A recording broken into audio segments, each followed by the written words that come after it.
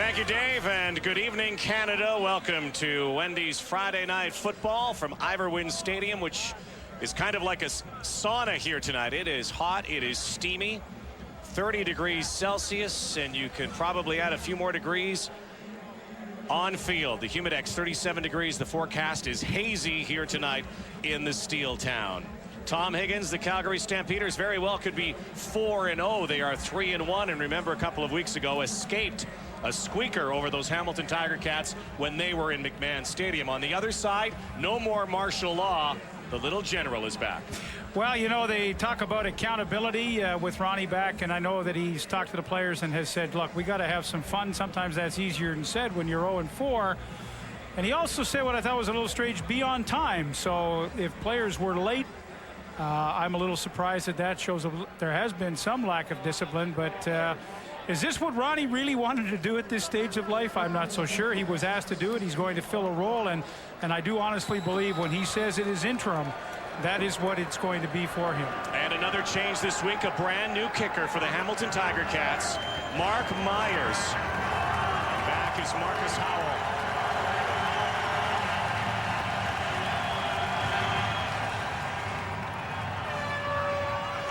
Wes Cates takes the ball.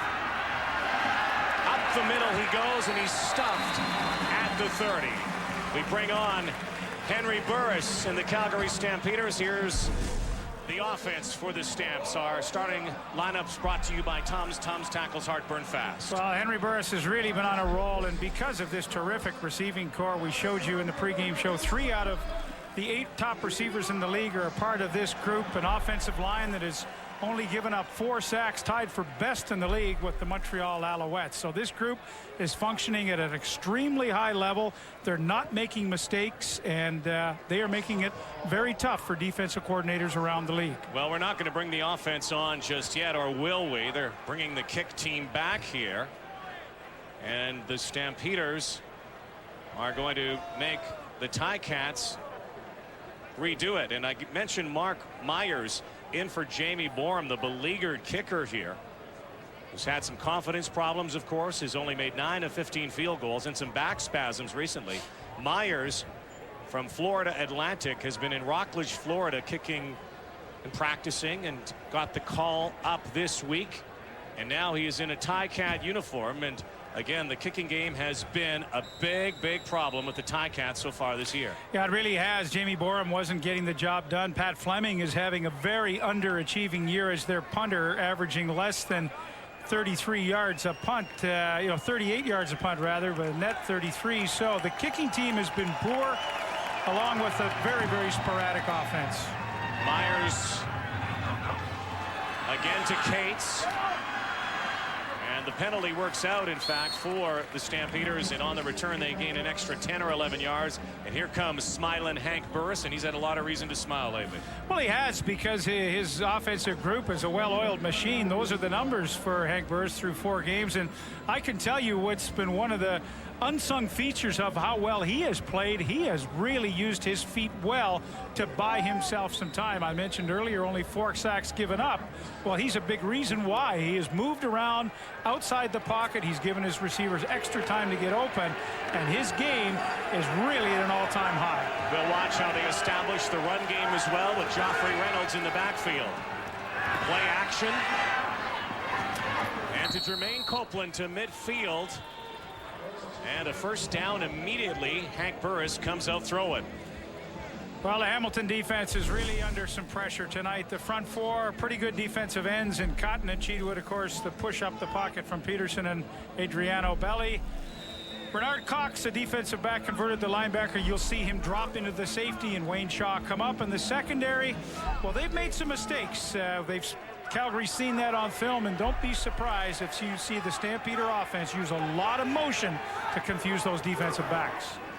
Reynolds stuffed in the backfield, and just gets back maybe a half yard or so. Tim Cheatwood there to wrestle down Joffrey Reynolds. And that's what the defensive line of Hamilton is going to have to do. Cheatwood coming from the outside. Watch how quickly he gets into the backfield. They're going to have to get that type of penetration as he comes back. No block on Cheatwood, and he comes in and makes the play. So 2nd down and 9 yards to go. Burris in the shotgun. Copeland to his left. Look out here. Burris avoids a tackle. Is hit but throws it away downfield, and a good rush this time from the men in black.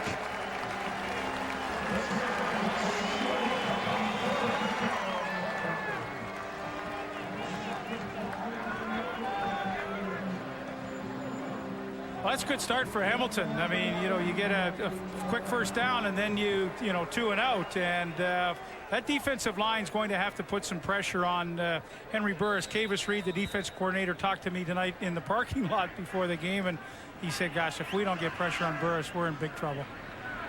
Guess who's back for the Hamilton Tiger Cats too? Big story. They've missed this guy, Corey Holmes.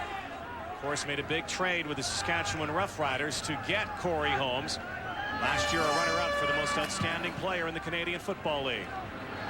Holmes has had some ankle problems lately. Back to his 5-yard line. Holmes dancing. Corey Holmes, there's a flag on the play, but brings it up to the 18-yard line.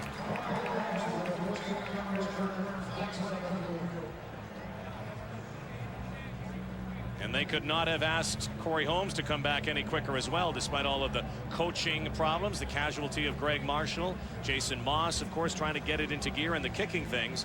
Corey Holmes was expected to be a star for this team this year. Well, he's going to do a lot of things so well. Hamilton 24, after distance to goal, first down. Not unlike he did in Saskatchewan a year ago. He's going to return kicks. He'll play a little running back. He'll catch the football. He had 54 receptions last year, and I mean, he played all 18 games. He will not do that this year, but for the most part, he's a durable player, and he gives you a lot of weapons, a lot of ways to use him on offense. Renard Cox, a holding call, backs up the Ticats to their 10-yard line.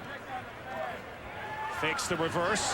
Josh Wannick out of the backfield, and another guy that they really have to establish here. He's had some injury problems, but the little ball of hate has not been at his best so far this year. Well, he hasn't, and the offensive line really hasn't opened a lot of holes. There you see Jason Moss, and Ronick will start. He's only averaging 2.8 yards a carry, certainly the lowest of his career. Now, this supporting cast at the receiving core, I'm not so sure. These guys have to step up their game. I mean, the best receiver so far is Flick at 8.8 yards a catch. That just won't get it done. Offensive line has not done a bad job in protection there. Kwame Cavill is into the lineup this week for them. Catch is made, and a first down for Terry Vaughn. Terry Vaughn's the leading Ticat receiver with 17 catches. That's 18 now on the season. Yeah, only 11 times in his career has he been over 1,000 yards. And again, a good move. Tony Tiller, the extra defensive back, is in. But when Vaughn is in at the number 3 receiver, he's got a lot of room to work to the outside. And as technically sound as he is, that's a pretty good matchup for him. Moving closer and closer to becoming the CFL's all-time reception leader. There's a pitch back to Moss. A little razzle-dazzle, but he could not connect with DJ Flick. Moss is incensed right now with the official. Moss felt there should have been a flag on the play.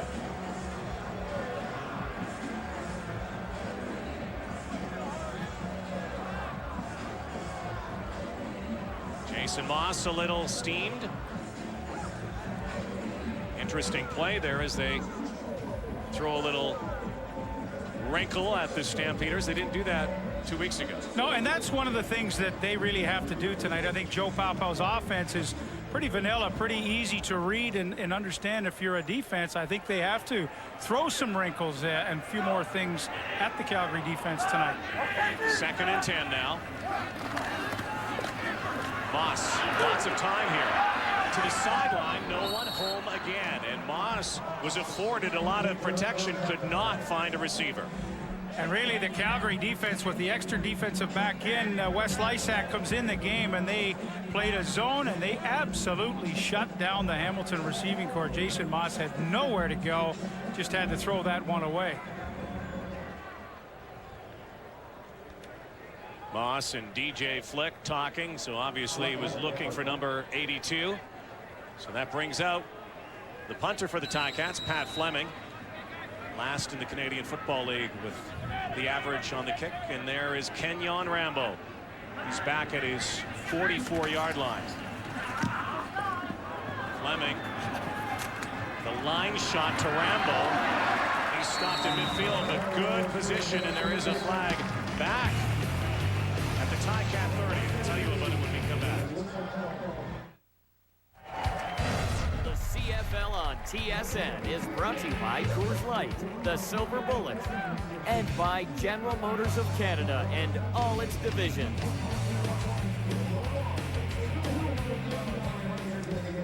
Henry Burris in the 3-1 Calgary Stampeders. A couple of weeks ago, squeaked one out last second field goal by Sandro DeAngelis to beat these Tiger Cats, who are looking for their first win of 2006.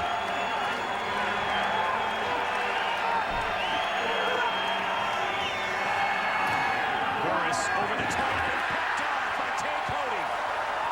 Cody has some room here. Tay Cody takes it to the 38-yard line.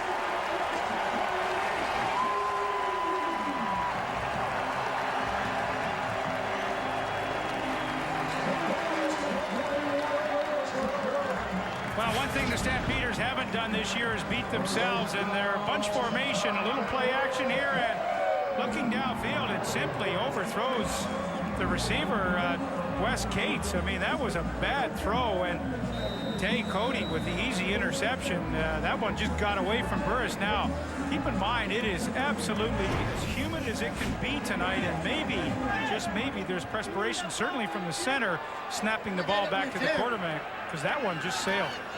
Moss hands off to Ronick. Butts heads up the middle with John Grace. Tay Cody with the pickoff, and now the Ticats try to strike first. And the Calgary defense that they're going to face tonight, 3-4 alignment, Demetrius Maxey and Raheem Abdullah, terrific defensive ends, and an absolutely phenomenal linebacking course. Scott Coe, great young Canadian, comes up and does some great job on the blitzes. Brian Clark having a great year, and pretty young secondary, but this group has come together quite well. Second down, 5 yards to go. Calgary jumped. Were they drawn? And did Hamilton move first? Stampeders are saying it was the Ticats. The Ticats are saying it was the Stamps. Well, and it's going to go against Hamilton. And when you talk about the troubles for a team, and there's just so many to document with Hamilton, but 49 penalties. Procedure. Hamilton, 11 and 52, 5-yard penalty, still second down. You know, two guys jumping offside, and 49, now their 50th penalty, actually 60th with the opening kickoff, but I mean, that's 7th in the league, and you just kill yourself with those kinds of things. A lot of players have been saying they're kind of brain-dead penalties, where these guys have been not thinking very much, coming to the line and making those offside calls, and penalties on the big play. Now it's second down and 10 yards to go. Moss, and there's Kwame Cavill. Kwame Cavill with his first reception of the season, a guy who has not been put into place in this Ticat offense yet. Well, they need his speed because their average per reception is very, very low, and Kwame Cavill definitely can stretch a defense with his speed. Now from the outside, he works in. Calgary playing a lot of zone here in this first quarter, and it's up to the Hamilton receivers to find the soft spot. He did, and that's a good conversion on second and long. Cavill's also a deep threat. Remember, a couple of years ago, he was among the 4 receivers in Montreal, including Jermaine Copeland, who's now a Stamp, who went for 1,000 yards on the season. Ticats on the move again. Ronick bowling his way for a couple. Well, you know, you talk about the Ticat receivers, Rod, and yes, they have had some guys who've been over 1,000. DJ Flick's done it 2 years in a row. So has Craig East the last 2 seasons in a row. But so far this year, I mean, their DJ Flick is their leading receiver in average at 8.8 yards a catch. I mean, for a guy who's got 4.2 speed, at some point in time, you've got to put a threat into this defense, because what's going to happen is if you keep throwing these short routes, defenses across the league are going to just squat down on you and say, hey, if you're not going to go deep, we're going to just jam you. And at some point in time, Jason Moss has got to air it out. 4 receivers right, Will. Moss go left. No, he doesn't. He goes right to Terry Vaughn. Vaughn with 2 receptions now, and again, moving closer to taking over as the all-time reception leader. Well, Terry Vaughn, so dependable. I mean, when you go trip side and he's the 3rd guy in and he has so much field to work with, he can feel he works well against the zone right there. He works awfully well against man-to-man. And again, talk about consistency, Rod. 11 times over 1,000. 4 times with the Stampeders he did it. 6 in Edmonton and last year in Montreal, and he's hoping to get it his 12th year in Hamilton in 2006. Well, maybe tonight he could even go over the top and break the record held by Darren Flutie, who coincidentally happens to be here tonight to see his old pal Danny McManus. And they're going to come up a little shy here. In fact, almost full yard shy. And knowing Ron Lancaster coming into this position as an interim head coach, taking over from a popular Greg Marshall, I think he wants to change the momentum and the identity of this team right away. I am not surprised at all that he'll gamble on 3rd down here. Well, he has Ronick in the backfield. Moss can basically dive forward, 2 and plunge forward if he stays low enough. See if he goes himself or gives to Ronick for that yard. Takes it off the left side. Rather surprising, and it works. It's something you don't see often on a 3rd down gamble. No, I mean, they were overloaded to the wide side of the field, and this is a great call back because, look here, you really don't have to do much to seal that corner, and if it is sealed right off the bat, the option is the pitch. I mean, this was a great call on 3rd and 1. I love it to the outside. You know, Ronnie is I'm assuming, thinking Denny Crehan, the defensive coordinator of Edmonton, is sneak right up the middle, and boy, that was a nice change of pace. DJ Flick to the left of Jason Moss. Kamal Peterson to the right. 3 receivers to the right. In the red zone now are the Ticats. Looking for Vaughn. And the catch made by Craig Yeast. I'm not so sure he was the intended receiver. Let's take a look.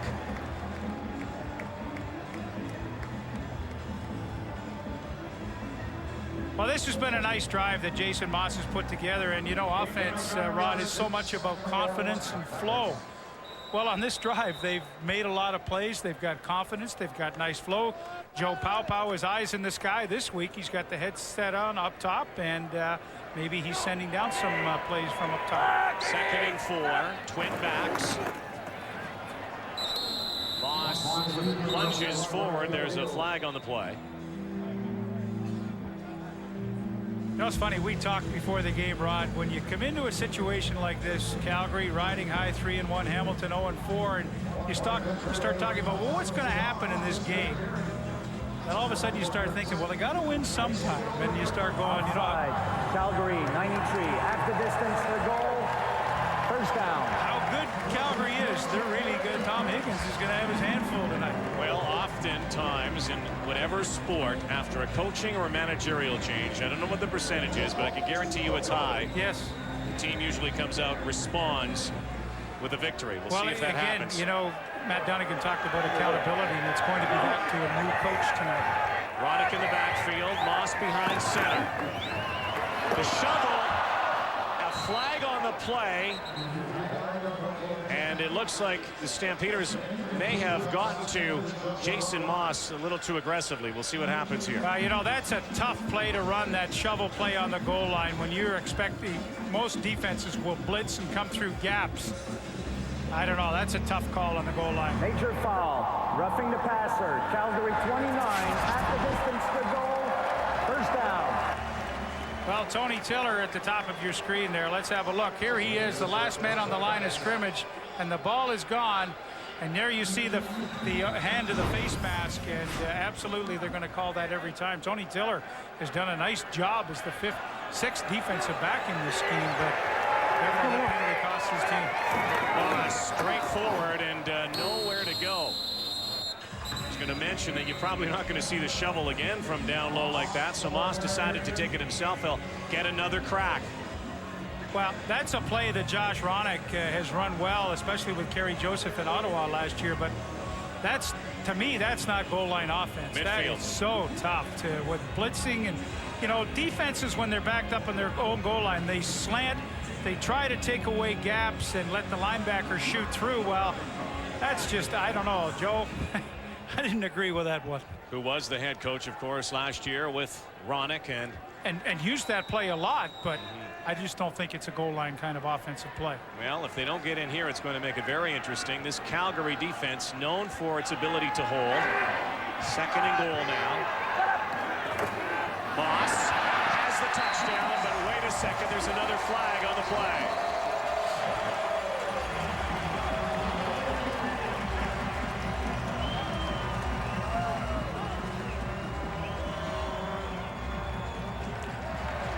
Decline. Touchdown. There it is. The first touchdown for the Ticats tonight. Ronnie Lancaster back at the helm.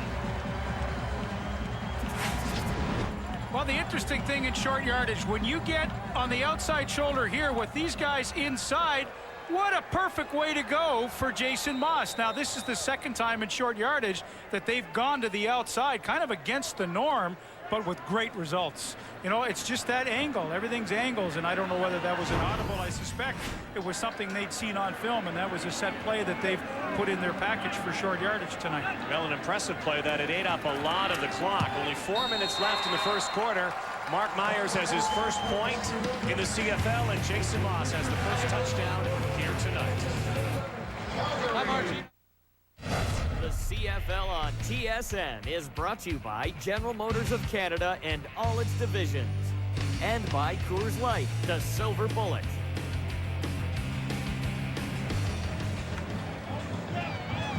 Double one. Jason Moss with his 1-yard plunge off the left side. The interception by Tate Cody, setting that up, and a big drive by the Ticats results in the first major here tonight on a steamy night in Hamilton. J.R. Ruffin is back for the Stampeders. Along with Marcus Howell, Myers sends him back to the 5-yard line. Ruffin trying to burst outside, and he does. Ruffin with a flag now on the 45-yard line. And already, I think tonight we've had a flag on almost every play.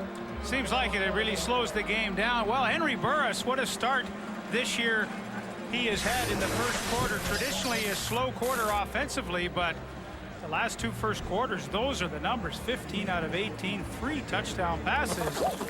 He really has come out of the gate quickly with his offense. Tonight, though, a different story. Only 1 for 3 so far on 2 possessions. He will now have his 3rd possession of the first quarter, but boy, when you get your team off to a great start, it just seems to set the tone for the game, and his numbers are truly spectacular.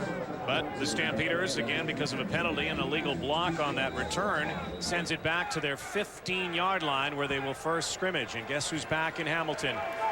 Guy who became a legend here, Danny McManus, on the sidelines. Will we see him tonight in his return to Iverwin Stadium? Maybe. The reverse to Copeland. Jermaine Copeland up near a first down, about 8 to 9 yards on the reverse.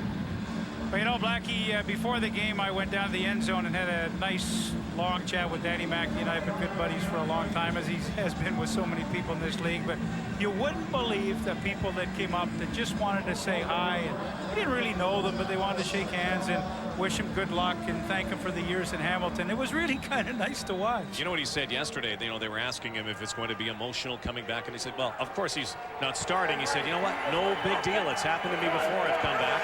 Hamilton's a special place. In fact, he said he's going to make his home back here someday. Second short yardage. Reynolds stacked up by the Cats. Adriano Belli's in there. So too that whole front line, it looks like.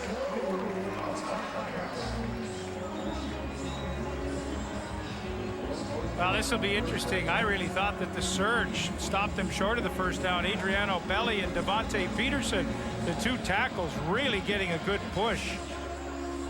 And I believe Tom Higgins is going to have a decision. Watch right up the middle here. Belli and Bernard Cox is in there as well. They seal down the hole, and then Wash comes to the outside. One thing I know about Tom Higgins, if this is short, he's not afraid to gamble. is short by a football. He is I would call him a very unorthodox gambling kind of coach. Just when you think there's no way he will, he does. And when you think sometimes he should, he doesn't. So they're going to go for it here, though. And remember, Burris had trouble on a pass earlier, I believe, with a sweaty football. Burris, again, nylon flying here tonight. Another penalty. Burris had yardage and more. And again, interesting, he too, like Jason Moss, went to the outside to pick up the first down in short yardage.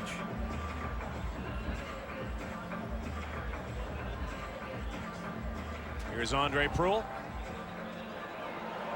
Offside. Hamilton 78. 5-yard penalty. First down. So it's a moot point. Stampeders will continue to move the ball.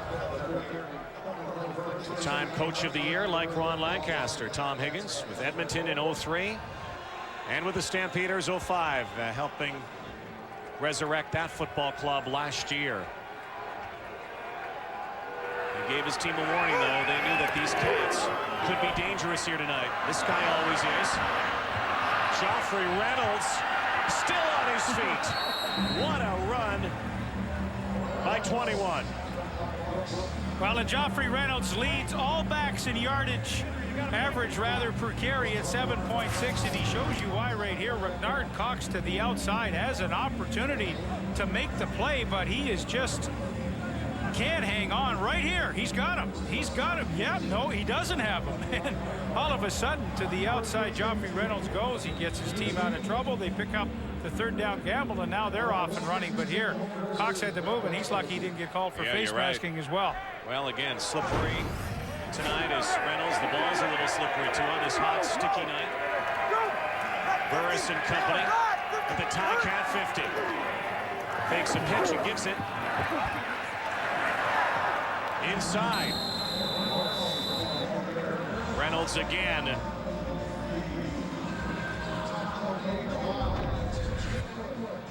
Joffrey Reynolds, you talk about getting it done. Look at the yards per carry, 7.6, which leads the Canadian Football League. Notice, though, that all the others on that list with high averages are quarterbacks. You know, you look at Josh Ronick on the other side tonight, he's at 2.8. So Joffrey Reynolds, you look at, we talked about receivers in the pregame show and what a great group, but boy, what a dynamic back he is. 2nd and 5. Flag flies again. Copeland splits the middle. And I think he jumped the gun. It was on the far side of the field, right where Copeland was. Yeah, it was a great pattern. Nice catch. I mean, there's certainly Jason Goss giving him lots of room, but I do believe Copeland did jump the gun. Sometimes when your number's called, you get a little excited. This is Hamilton secondary. Offside. Calgary number 80. 5-yard penalty. Still second down. This Ticat secondary last week gave up only 195 yards to the Montreal Alouettes. Well, there's Copeland right there. I mean, he tries to time it perfectly, but he just jumps the gun, kind of a Ray Elgard-ish. Well, I swore Elgard was offside half the time and he never got called, but this time Copeland did. Brett Ralph is wide right. Elijah Thurman wide left. Ronald's in the backfield. Thurman sideline.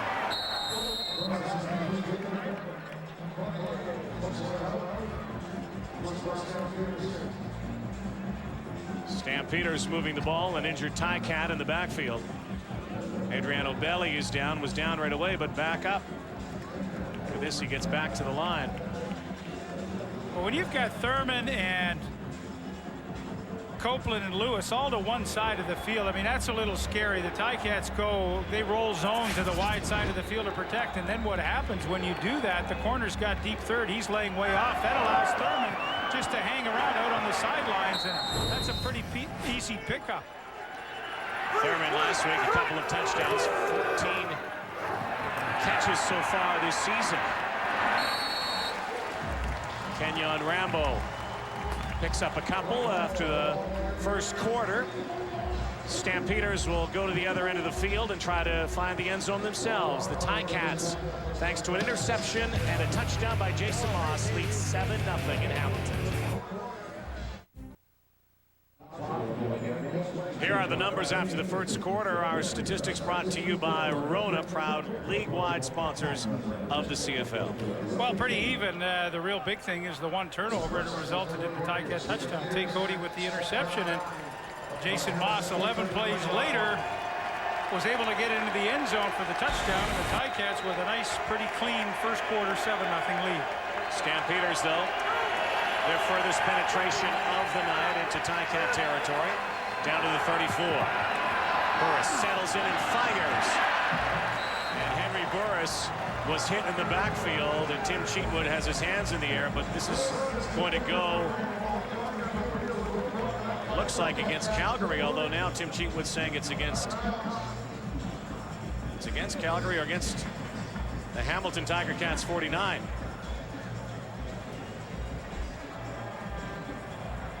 Holding. It's a holding Calgary call. 66. Penalties decline. Third down. At first, it looked like Burris was complaining because he got hit after the pass, but it goes against Hamilton, and so now Stampeders' Sandro DeAngelis, two-time Special Teams Player of the Week, 2 weeks in a row, and a guy who has made 15 straight field goals. Also hails from this region, Niagara Falls. This will come from the 40. DeAngelis, who won it for Calgary a couple of weeks ago. Straight up and through. Boy, is this guy hot. Sandro DeAngelis comes home. He puts Calgary on the board. Closed captioning of the CFL on TSN is brought to you by Castrol. It's not just motor oil, it's liquid engineering.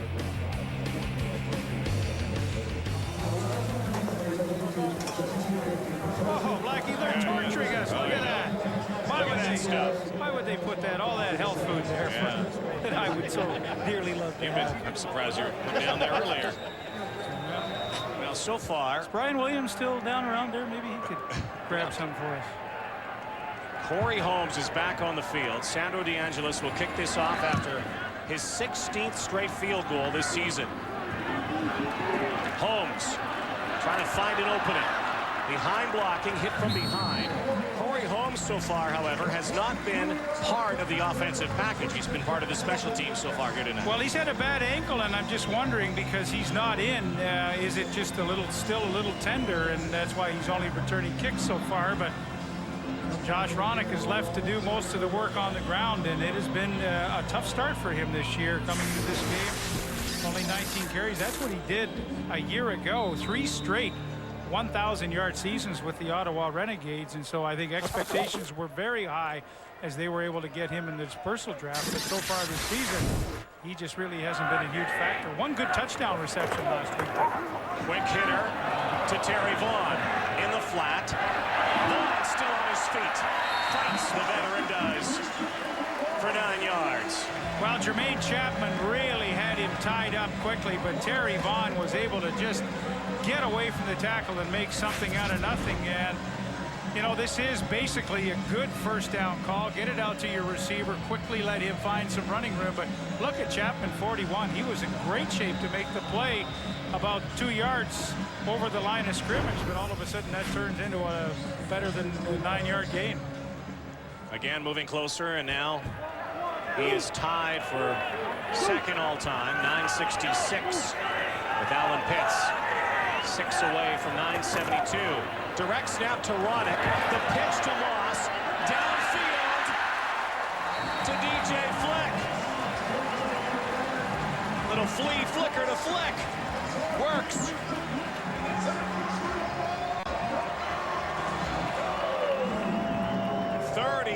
Gain, a huge play for the Ticats, who have not had a lot of huge plays this year. Well, again, here's Ronick right in the middle, and watch, he runs the option right here, and I think this is great because we talked about the fact that Hamilton has been pretty easy to defense. So now you start throwing a little wrinkle in here and there, and it's got to loosen up the defense. And that was a heck of a well-executed play. Good catch by Flick. Jason Moss has thrown 6 interceptions this year, only 2 touchdowns, and so far right now, tonight, a lot of confidence. Ronick spinning in the backfield and gets back to the line of scrimmage. Could Terry Vaughn even break that record here tonight? He's already had 3 catches, and here is where he stands all time.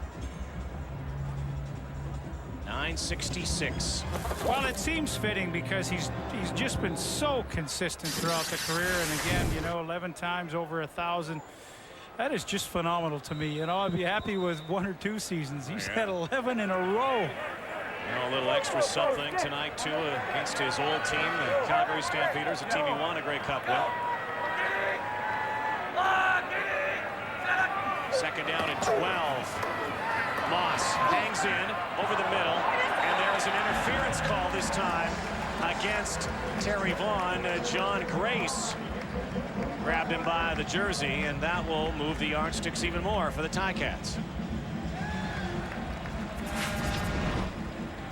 Terry Vaughn right here, and watch as he works down. He's going to come down to the inside, and Moss steps up into the pocket trying to buy a little extra time, and there's John Grace right there, the linebacker. There you see it. He made total contact with him and didn't allow Vaughn to get in. Good call by the officials. Keeps this drive going.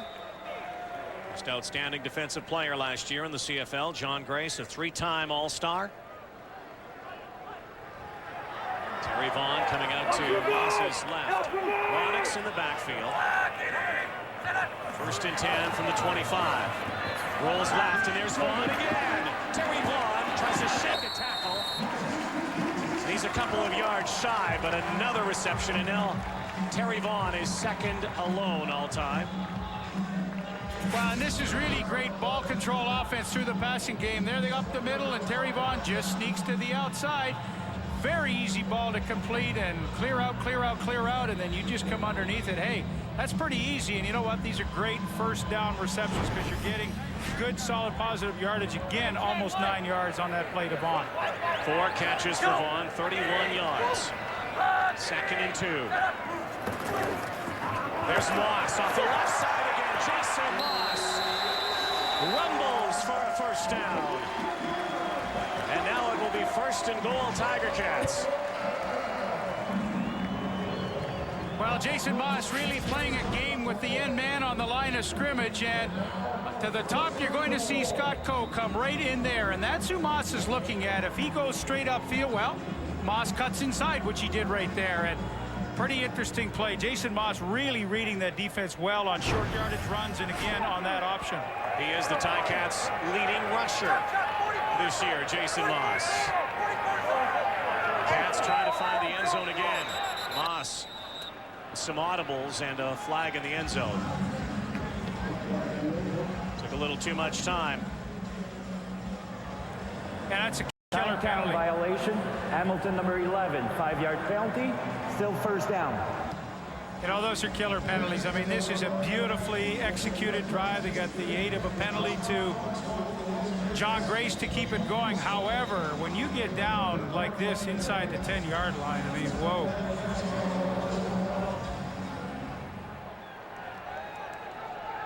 Already a 5-minute drive there. 1st touchdown drive took up 6.5 minutes, so they're eating up a lot of the clock. Another quick pass. Inside goes Vaughn. Terry Vaughn down to the 2-yard line. He's 4 away from tying Darren Flutie now.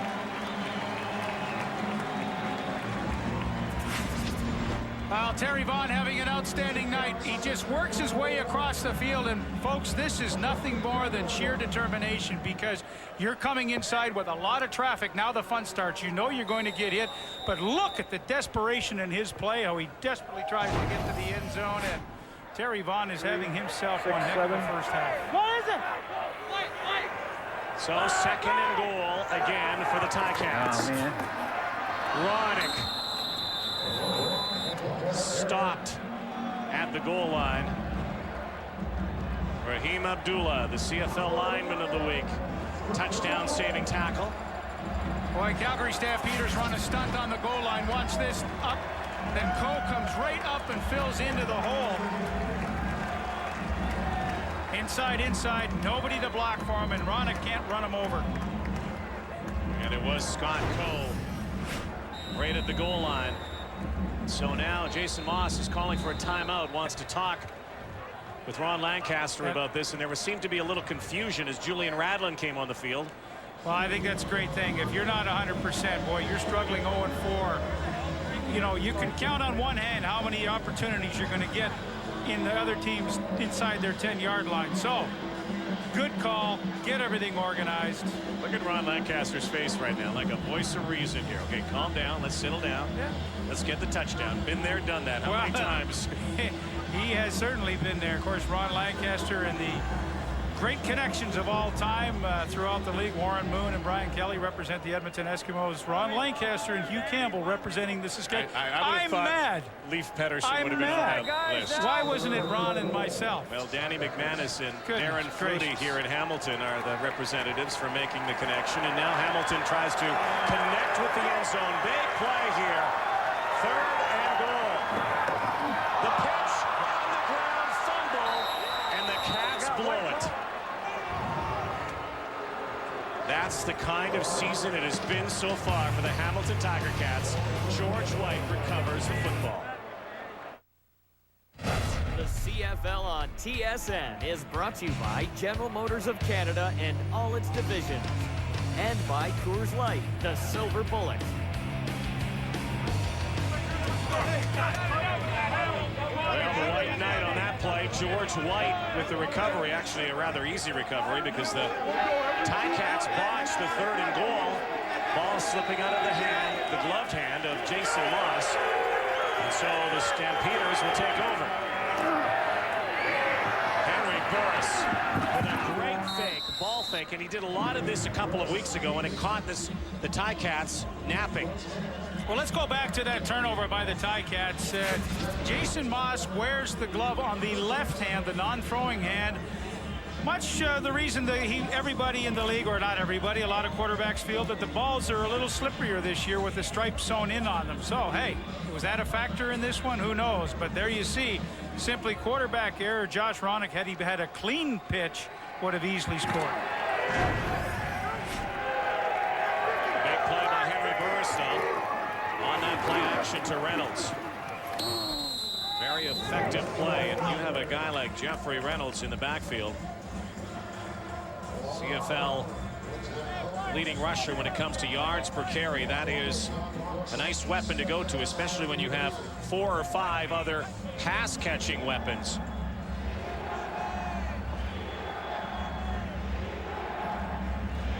Reynolds goes to the sidelines this time. So far, 5 carries, 42 yards. Including a 33-yard scamper. 2nd and 5 now for Burris in the Stamps. To Nick Lewis. And Lewis spinning up to the 38-yard line.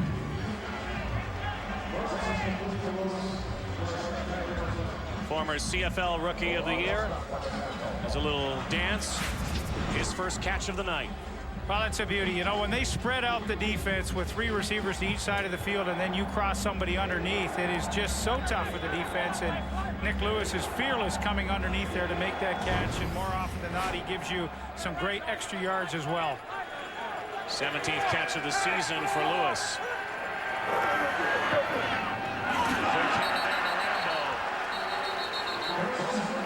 He got hit hard, and the football was not there. There's Jason Goss, who figured prominently in that last meeting with the Stampeders in a 109-yard interception return. That was quite a play. This time, Jakeem Bradley read this quickly, and he was up, watched right in there, and makes the hit. No way that the receiver's going to make any extra yardage here. And Jermaine Copeland, he's got to commit and make that block, and he simply just wasn't ready to deliver one. There's Goss, who had that 109-yard interception return, and Cats had to use their defense. Their offense was not clicking 2 weeks ago. Burris again. Lewis again. He stretches for that first down. See where the spot takes it. It looks like it is Calgary first down. But again, Nick Lewis, such a technically sound receiver, running the hook on Tay Cody, left side of your screen. Good pocket again for Henry Burris. Only a three-man rush by the Ticats. Lots of good protection for him to see downfield. And remember, after the turnover, Calgary started deep in their own end.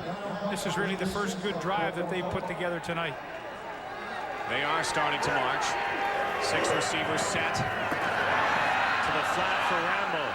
Is that Wes Cates out there on the far side of the field? It is Wes Cates from Columbus, Ohio. You know what, Rod? When you run the quick screen to the wide receiver on first down, I believe it's a great play now. You can catch the ball here, but Nick Lewis has got to come out and make the block on Cornegay, who's coming here. If you don't get that first block at the point of attack, you got no chance. Well, look at Cornegay. He comes in underneath and really makes a fine play. But unless you get the block at a point of attack, it's not going to work. 2nd and 5. Again, Reynolds in the backfield. To the near sideline. Thrown out of bounds. Marcus Howell. And another first down. And Burris is starting to really go to work here. Yeah, and I love to see Marcus Howell get some playing time. I've been a big fan of his. You know, 1 year he's a wide receiver. They asked him to play corner in Winnipeg. He did an outstanding job, and I always felt he was underused with the Ottawa Renegades the last few seasons. And technically, he's got great hands. He runs good routes, and you know, Scotty Anderson for Calgary's not in the lineup tonight, so that means Marcus Howell's going to get some more playing time. He goes outside with Jermaine Copeland. Reynolds again in the backfield, the lone back. Gets the ball this time, coming back. Ray Marius with the tackle there.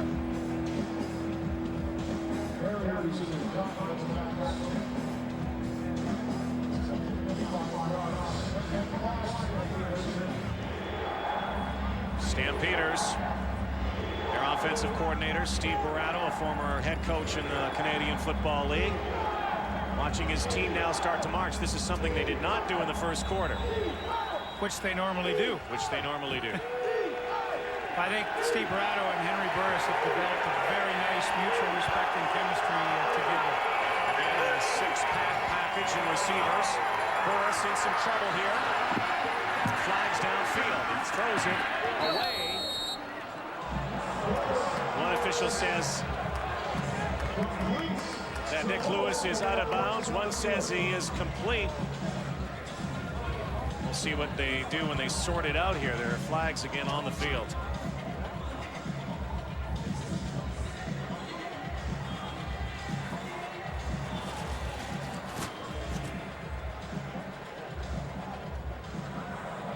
Illegal contact on a receiver. Hamilton 31, 10-yard penalty. First down. Joaquin Bradley with the infraction, so with the aid of a penalty here. Well, he got tied up with Marcus Howell coming off the line of scrimmage. Get a look at it right here. To the left of your screen, yeah. Just absolutely knocked him down. Pretty easy call to make. 3.5 minutes left before halftime. Pump fake. Look out here. Burris goes down. And it's Devontae Peterson with his 2nd sack of the season.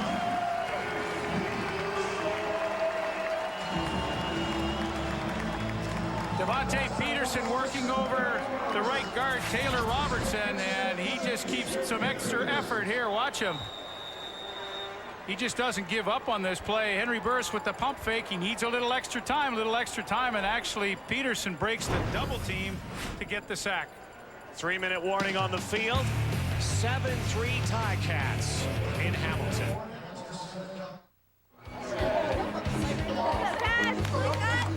Well, coming up, 3 minutes. Wendy's in the half.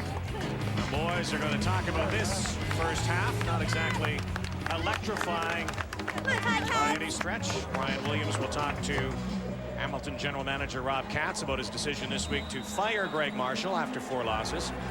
And of course, the boys will look ahead to the second half of our doubleheader. Saskatchewan Roughriders in BC tonight. The Stampeders are on the move here, but it's 2nd and 17. Handoff, a draw play. Joffrey Reynolds moves it to the middle of the field, and that will bring out the hottest player in the CFL right now, Sandro DeAngelis. Well, it's possible the defensive alignment was the reason for that call, but pretty passive call by Henry Burris. I mean, they had 3 down linemen, 2 linebackers, and 7 defensive backs in the game, all lined up about 15 yards deep. So I think Hank Burris is saying, you know, in that situation, you got a kicker that's 16 in a row. Let's bring him in. 17 of 18 on this season. Last year in his first trip to Hamilton, told me before the game that he threw up before the game. He was so nervous. Not nervous so far this season. This one comes from just inside the 40. Yes. And the streak is over. Corey Holmes in his end zone will take the knee, and so after 16 in a row, DeAngelis is human after all. 7-4 Cats.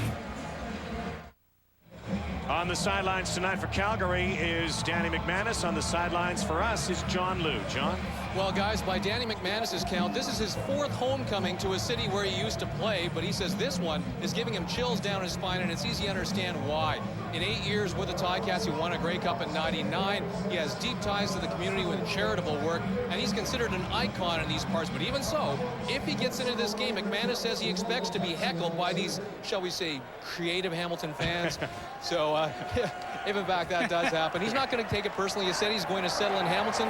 That's why he's only renting a 1-bedroom apartment in Calgary right now. Rod? And Corey Holmes, thank you, John, with his first play in an offensive package tonight. They go right to number 3, and he delivers. Well, the key when they run the swing screen on this play for the Ticats is they get the block at the point of attack. Terry Vaughn, terrific job right out there. Double team on the outside on George White. There it is right there. And hey, that's got some room for Corey Holmes. So the first time he's in, he touches the football and makes an impact. Lying in the slot back spot. Corey Holmes just to the right now of Moss. There he is again. This guy did so many great things with the Saskatchewan Roughriders last year, wearing number 19 in Regina. But again, he does so many things so well. I mean, you talk about a guy that just part-time play, 899 yards rushing the football. And that was phenomenal. Think about, you know, Ken Keith's your main guy, and here's a guy that adds 900 yards on the ground. That's amazing. Again, has been slowed and wobbled early in this season by a sprained ankle, but so far tonight has looked pretty good. And a player who, for the most part, has been pretty much injury-free his entire career. Back on the sidelines now on this 2nd and 4-yard play for Moss and the Cats. And he's throwing to Vaughn, this time in and out of his hands. Jason Moss is a little upset with something. I mean, this is a pretty easy throw for him to make and complete to Terry Vaughn. And here's, you know, again, Terry Vaughn just works to the inside. And this isn't tough stuff. And oh, you know, look, here he's got position. The ball is behind and late. 2-4. A minute 44 to go in the 2nd quarter. Pat Fleming with his 2nd punt of the night. Kenyon Rambo back at his 15. Fleming. Wobbler, one hopper to Rambo. Nowhere to go. We'll go to break. Burris will go to work in a moment.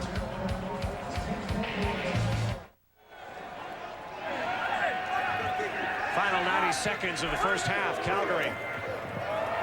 Couple of fakes by Burris. Out of the backfield is Reynolds.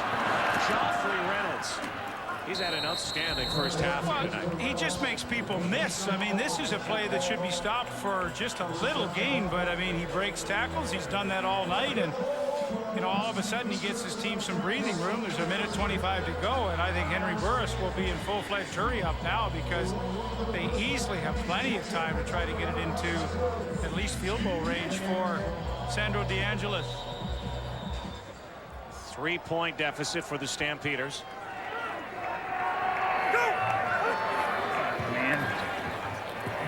flies. Ball flies to Elijah Thurman. Tay Cody almost had his second interception of the night. Well, I know Wayne Shaw, he was really zeroing in should that ball really have been on target, and he would have had to make a choice. Do I go for the ball or I just absolutely try to separate Thurman from it? It was Wayne Shaw, who's already had a couple of forced fumbles this season. Offside. Hamilton 78, 5-yard penalty. Still first down. More of those penalties that have plagued the Cats. Adriano Belli. And you talked about it earlier, Rod. I mean, these are the mental ones, the silly ones, and you know, it comes a time where these are inexcusable. I know Adriano's a tough guy. He plays hard, but goodness gracious. So 2nd and 5. Burris uses a lot of play action with Reynolds in these situations. Stead drops right back out of the shotgun, and there is Reynolds again. Joffrey Reynolds still going. Reynolds. Another big gainer for Joffrey Reynolds.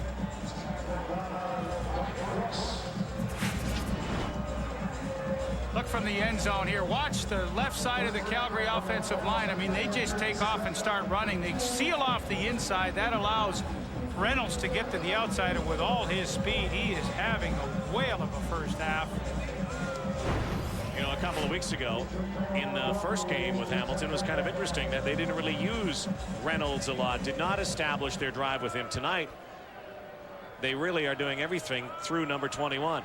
Well, again, you know, this is the beauty of this offense. You know, pick your poison. You know, you want to use Copeland, Lewis, Thurman, Rambo, Marcus Howell's cut balls tonight, and now you mix in Joffrey Reynolds for a change of pace, whether it's running or those swing passes. I mean, this is a pretty dynamic group, and you know, not unlike we used to say about Dave Dickinson in BC. You might start to say it in Calgary with Henry Burris. How in the world is he going to keep everybody happy? Yeah. And Reynolds, you can also see why that average is up. He has a lot of those long gainers. And of course, only 4 games in. Having a couple of big plays from scrimmage will keep your average up there as Steve Barato looks on. Joffrey Reynolds having a splendid night in Hamilton. Now in field goal range for DeAngelis. Reynolds up the gut again. And Reynolds right, Reynolds left, and Reynolds out of the field. Yeah, and Hamilton in this hurry-up offense, 3-man front. That's a good front to run the draw against. Pretty easy angles for the linemen to get their blocks. And Henry Burris has put together a pretty good-looking drive. Trail by 3 with 45 seconds, plenty of time. They're going to measure here. It's pretty close to a first down for Reynolds. And again, here with 45 seconds to go, I'm sure Henry Burris, with this time for the measurement, called a couple of plays in the huddle. And he doesn't have it by a nose. Reynolds with 65 yards so far in this first half, 33 yards, and another for another 20 or so. Well, and lots of time left to pump it into the end zone. The beauty of their lineup right now is, you know, here it is, hurry up, and you think, well, he's got to be in there. But Wes Cates, who will come in and replace him, is a pretty darn good running back in his own right. Again, a 6-receiver set this time, so Burris will go to the air. It's dangerous receiving core. Instead, takes off with it. Burris on a great call, diving, plunging forward to the 10. Well, you know, again, screens and draws are great against a 3-man front. And here you go, you know, 3-man front right on the nose there. Coming here. For Henry Burris just to do that, hey, this is tailor-made. 3-man front, quarterback draw is a great call. And he knew what he was going to get. I mean, they know on film, they know on hurry up. Hamilton's 3-man front, 2 linebackers, 7 defensive backs. Great call. 25 seconds in the half. Reynolds again. Reynolds, they can't bring this guy down. Well, Bobby Brooks, the middle linebacker, had him dead in his sights and absolutely came away with nothing but cloth. Again, this, you know, Joffrey Reynolds is like a man possessed here in the first half, making people miss right here. Brooks, 55, has a shot there. He misses. Reynolds just keeps on going. And, you know, on a hot night, I don't know what it is, these kind of drives seem to really take so much more out of the defense than when they're giving up yards than they do the offense. 9 seconds in the half. And Reynolds is wrapped up. Brought down with 4 seconds left. And 4 yards to the end zone. Calgary will take a timeout. This should be the last play coming up. Do you go for the end zone, or do you take Mr. Automatic from in there and go in with a tied ball game into halftime? Well, here's what you remember what I said earlier. We'll see this fine play by Mary Hughes again. He comes from the top of your screen, shoots through the gap. But here's what I talked about earlier about Tom Higgins. When you think he shouldn't, he will gamble. And when you think he should gamble, he won't. So this is probably one of these ones where he'll probably go for it. Indeed he is. Yeah, I mean, most people would say, hey, you know, take the 3, tie the game, you're on the road. But he absolutely goes against the grain. So, the final play of the first half.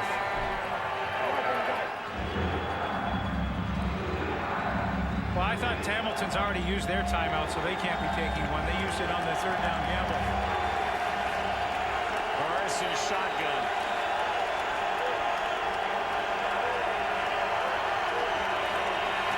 Goes to his right with some room. Burris is stopped. He's stopped on the goal line. Tim Cheatwood on a touchdown-saving stop. The gambler, this time it did not pay off. Well, have a look. Henry Burris, the option to run or throw. He sees a gap right there. And then it's Cheatwood and it's Tay Cody. They do a double team. Great look coming from here. Now you see what Burris sees. He sees an opening. Boy, his head goes down in a hurry. Tim Cheatwood coming all the way from the backside defensive end spot. So during a week of much change here in Hamilton, something else has changed. The Ticats have the lead at the half. Dave? Yes, they do. Yes, they do, but just barely. Tim Cheatwood, who's been through some lean seasons, making a big statement at the goal line.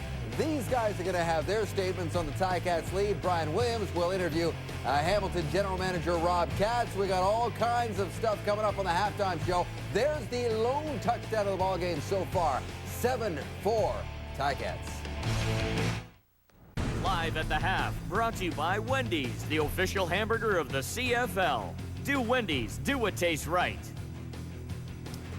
Well, this was the question we asked you on the Boston Pizza CFL poll question tonight during the pregame show. Do you agree with the firing of Greg Marshall? You logged on and said, ooh, it was close tonight, but the yeses went out by 54% of the vote. Right now, it's Greg Marshall's old team with a 7-4 lead over the first-place team from the West. 7-4. So it's a good thing for the Hamilton Ticats to have this lead, but we're still seeing some of the same symptomatic mistakes that we've seen from them not only this year, but through last season as well. I'm talking about the penalties. The offside on the opening kickoff.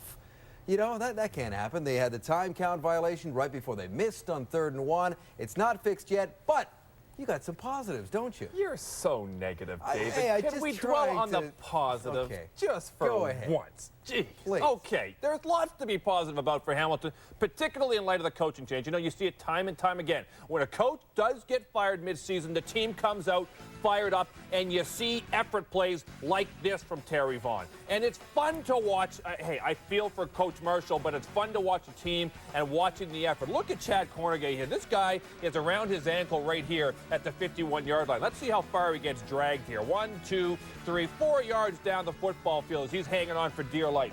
And how about Devontae Peterson? I love the effort he shows right here. There he is playing the tackle position. Watch how he fights off a double team. One guy, two guys, swim move, splits them, and gets to the quarterback.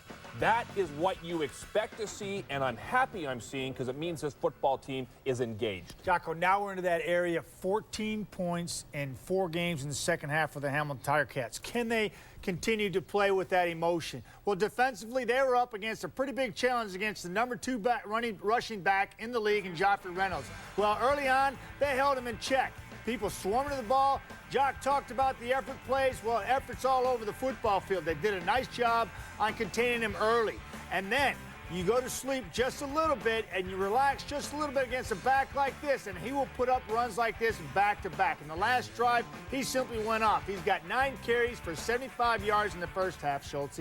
2 receptions for 45 yards. They've got to continue to concentrate on this guy because he will break loose. And if they don't put some points on the board, Schultz, it's going to be tough in the second half. It was a priority for this football team to control the running game, but I love the risk-reward element that the Hamilton Ticats are using on offense. And even when it doesn't work out, they'll go back to it. A pitch back to the quarterback.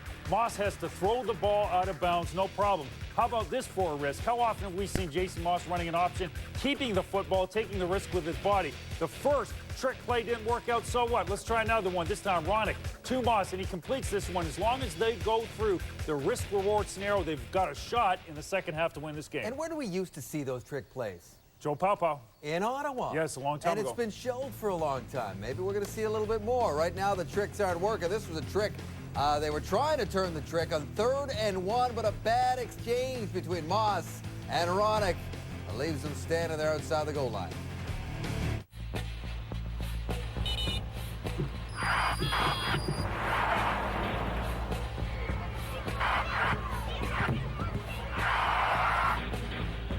Over the past 50 years, millions of Canadians have come to rely on the professionals at Speedy Muffler Brake and Wheel. And right now, during our 50th anniversary sale, you can save 50% on all our quality brake pads and shoes. Speedy Muffler Brake and Wheel, serving Canadians since 1956. Hair need more muscle? Garnier Fructis fortifying shampoo and conditioner with the power of active fruit concentrate. It's proven. The Garnier Fructis system makes hair up to 5 times stronger. So much shinier. For hair that shines with all its strength, Garnier Fructis. Garnier. Are you the Garnier Fructis Ultimate Sports fan? Hit tsn.ca/Fructis. Take our Sport Challenge for a chance to win a complete JVC home theater system featuring a 56-inch HD ILA high-def TV. Add muscle to your game day with Garnier Fructis.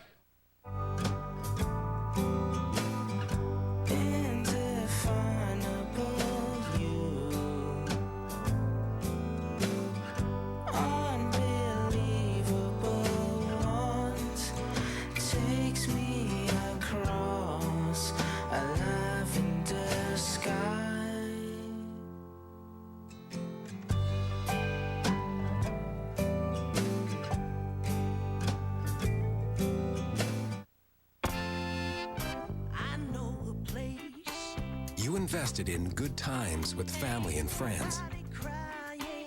You invested in your children's education. You invested in generations to come. And you invested with TD Waterhouse because we know life is an investment with great returns. Whether you do it yourself, want someone to work with you, or have us do it for you, we can help. TD Waterhouse, wealth of experience. Here are the halftime numbers brought to you by Coors Light, the Silver Bullet. Jock. Well, I think the numbers are pretty even. Hamilton's doing a great job in every category except rushing yards. 26 yards, not enough when you got Ronick and Holmes on the same football team. Hamilton Tiger Cats have the lead because of a superior defensive effort at their own goal line. For more on what's been an eventful week in Hamilton, let's send you back out to Ivor Wynne Stadium and bring in Brian Williams with a special guest. Hi, Brian. Hi again, Dave. Joining me is the general manager of the Hamilton Ticats, as promised, Rob Katz. Rob, thank you for stopping by. Thank you. 2 years ago, Greg Marshall is Coach of the Year in the Canadian Football League.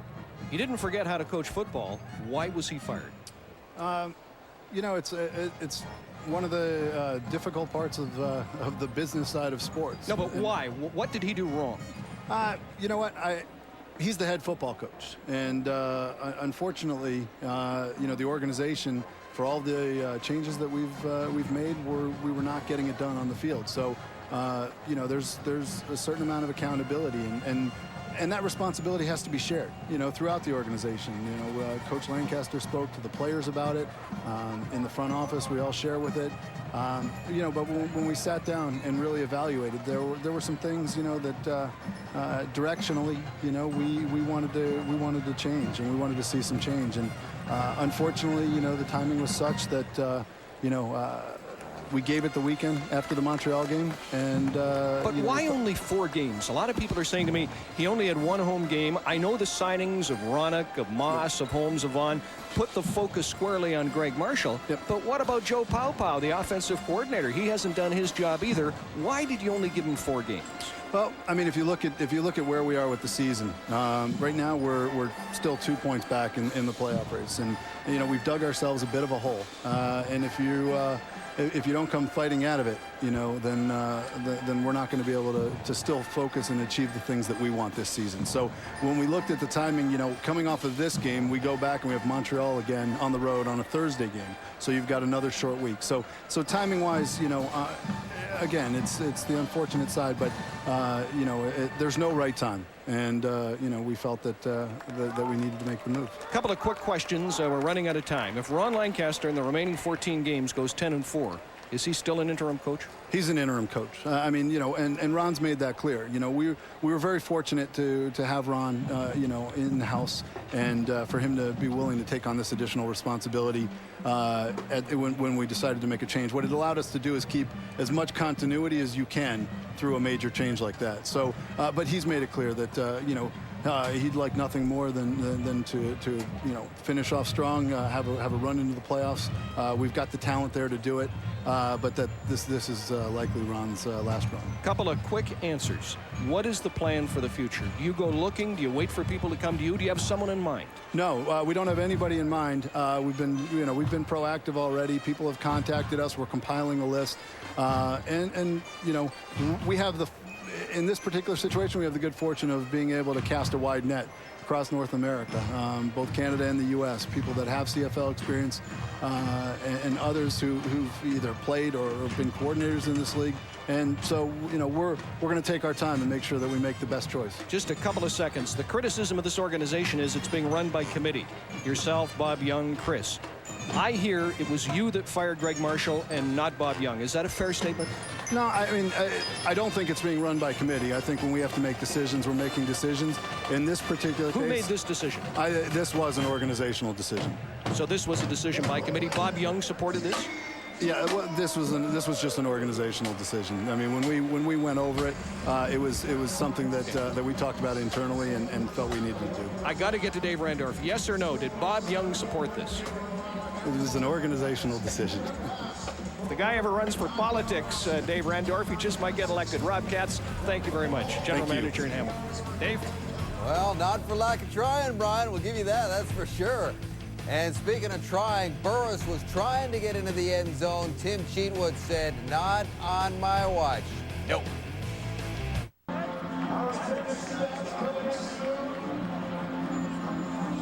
Welcome back to Iverwin Stadium for the second half tonight. Wendy's Friday Night Football on TSN. Don't forget, after this, we'll take you to BC, Saskatchewan, and the BC Lions, the second half of our doubleheader. The Hamilton Tiger Cats leading 7-4, trying to break into the win column in what has been a very trying week for the organization. Firing their former coach of the year. Sandro DeAngelis will kick this off to get our third quarter underway. Corey Holmes is back. Along with Craig Yeast. You got to handle it.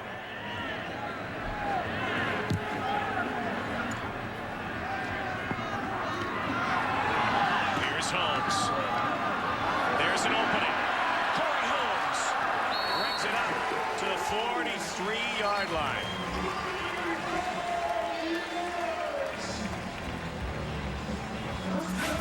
Well, Corey Holmes consistently tonight has given his team good field position with terrific kick returns, and here he just waits.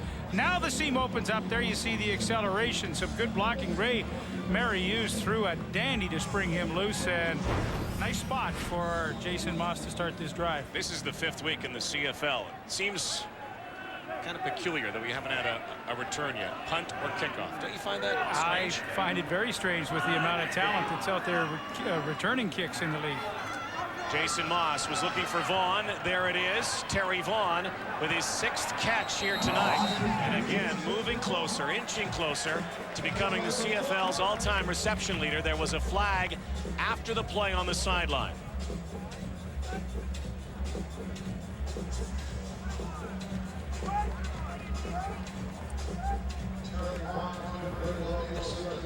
Well, Joe Paopao is the mastermind of this Hamilton offense. Those were the first half possessions tonight. Unnecessary roughness. Calgary number 7, 15-yard penalty. First down. John Grace penalized.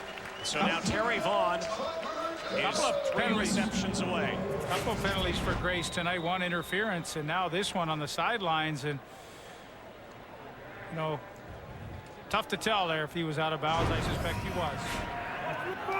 Again, Vaughn is 3 away from tying Flutie, 4 from becoming the all-time reception king. Ronick. Once again, nothing open for Josh Ronick. That is a dynamic front 7 for the Calgary Stampeders. That 3-4. And again, I'm somewhat surprised that Corey Holmes is not in the backfield running the football tonight. And of course, he is coming back off the ankle injury. He's caught a couple of passes out of the backfield and of course returned kicks quite well. But I thought we'd see him handling the football a little more from the running back position, and yet we have yet to see that. 4 carries, 11 yards for Josh Ronick. 2nd and 8 now for the Cats. Moss, look out here, and he will drop the football. It's a fumble, and it's picked up by Sheldon Napastuk, and the Stampeders take over. Pressure that time by the Stamps, and another turnover from the Cats. TSN proud to present tonight's game in high definition, courtesy of Sony, and available in 5.1 digital Dolby surround sound. There's a lot of Stampeders surrounding Jason Moss. 2nd time tonight he coughs up the football, this time at midfield. And the Stampeders take over at the Hamilton 49, trailing by 3. Reynolds, Joffrey Reynolds, outstanding first half. This time he is stopped up. Cheatwood is there. John Grace is certainly in on Jason Moss. Now watch the stunt to the outside, up, and then watch how far John Grace comes on the blitz to make this play. I mean, this is a long way to come, but he fights his way right up over center and knocks the ball loose at the same time. Napastuk with the fumble recovery, but for John Grace, I mean, that is a stunt that takes a long time to develop, and he came loose right up the gut. 2nd time tonight, Moss fumbles, and again with that gloved hand in this hot, sticky night. Jermaine Copeland can't hang on, and Tay Cody's had himself a good night.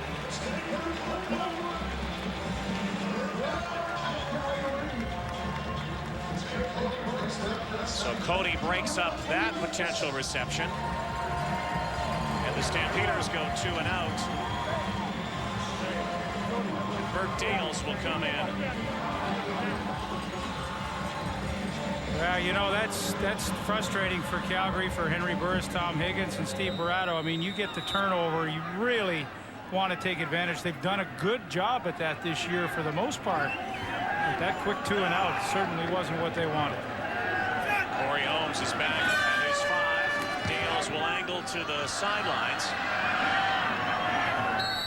And they keep it away, as far away as possible from number 3. We'll be back to Hamilton. Monday's Friday Night Football will continue after this. The CFL on TSN is brought to you in part by Holiday Inn Hotels, the official business hotel of the CFL. With free high-speed internet in every room, the office is just a click away.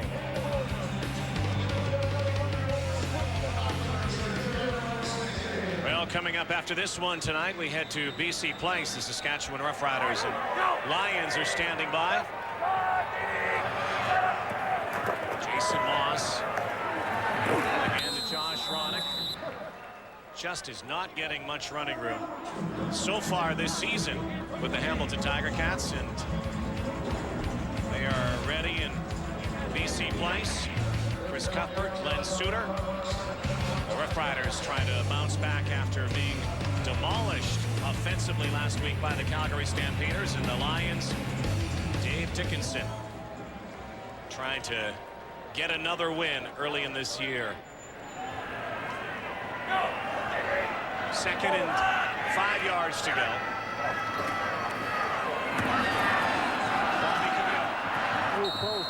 Very close to a first down. Boy, great reaction by Tony Tiller there to come in. That play looked like it was destined to easily pick up the first down, but that's going to come up short. As Tony Tiller, who's been a nice addition to this secondary, filling in as mostly the 6th defensive back, nickelback coming in these situations. But watch out, he knifes through initially. Good block on the outside. There you go. And Tiller just knifes through, makes the play. And I believe that once again, Ron Lancaster's going to have to make a decision here. And this is pretty deep in his own territory. We've seen some funny things with the football tonight, and there's certainly some intense humidity here. So you see Ronnie's got the towel on. He's getting the sweaty brow going. Here come the twin backs, Ronick and Julian Radlin. So they are going to go. You know, one of the things throughout Ron's playing career, I mean, he always had the luxury of George Reed, so it usually was never a doubt what we were going to do on 3rd down was give it to George. And it was pretty much an easy call. Again, there have been a couple of mishaps. Another 3rd down gamble near the goal line. Yeah, went astray for Moss. I don't know about this one.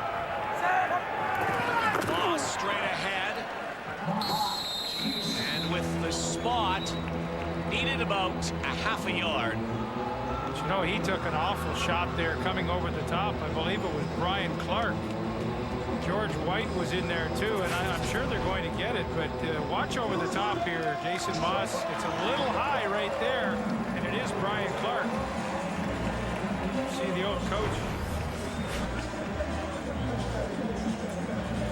Ronnie Lancaster was right on that line, and I'm not so sure if he even thought for a second they didn't get it, but they did. And he's got a chuckle on the sidelines. He said that was easy. Of course, led the Cats to a Grey Cup here in 1999. Moss behind center to DJ Flick. Right up to his 45-yard line. 19-yard pickup on the quick slant into Flick. And they went to a tight end formation. Julian Radlin lined up as a tight end on that side and just blocked up, and all the quick post to Flick, and as soon as he cleared the linebacker, the ball was in the air. Nicely thrown by Jason Moss. Right guard Wayne Smith is down in the backfield, and he's banged up, and he is hurt. So we'll take a break and come back to Hamilton. 7-4 Ticats. Captioning of the CFL on TSN is brought to you by Castrol. It's not just motor oil, it's liquid engineering. Along with Lee Pedersen, Rod Black with you. You know, we anticipated a lot tonight. You know, certainly some more emotion from the Hamilton Tiger Cats. I think we also anticipated a little more offense. We're not getting it tonight. I think we anticipated a lot more offense, certainly from the Calgary Stampeders, and through 2.5 quarters, they've only scored 4 points. I mean, give a lot of credit to Hamilton. They're playing with emotion, and, you know, Hamilton could be leading by more had they not shot themselves in the foot so many times. Fumbled on the 1-yard line on 3rd and goal. So, anyway, a little surprising it's so low scoring, but tight, which we want. Yeah, and Ron Lancaster trying to get his Hamilton Tiger Cats their first win of 2006. Wayne Smith is hobbling off now, and so that puts more pressure on that offensive line. There has been some pressure on Jason Moss tonight from that Calgary front 7. So does not look good right now for Wayne Smith.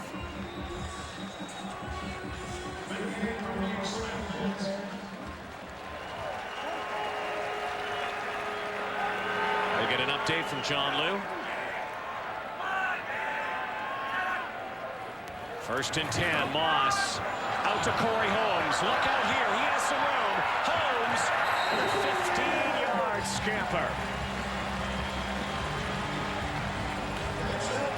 Well, Corey Holmes clearly has been the threat for the Ticats tonight, and I certainly hope they leave him in the game and give him a little more playing time, because every time he has touched the football, he's had truly positive yardage. And here again, you know, once again, Terry Vaughn, good block at the point of attack. That's the key, and he gets it in. Corey Holmes is a great kick returner, reads those blocks so well.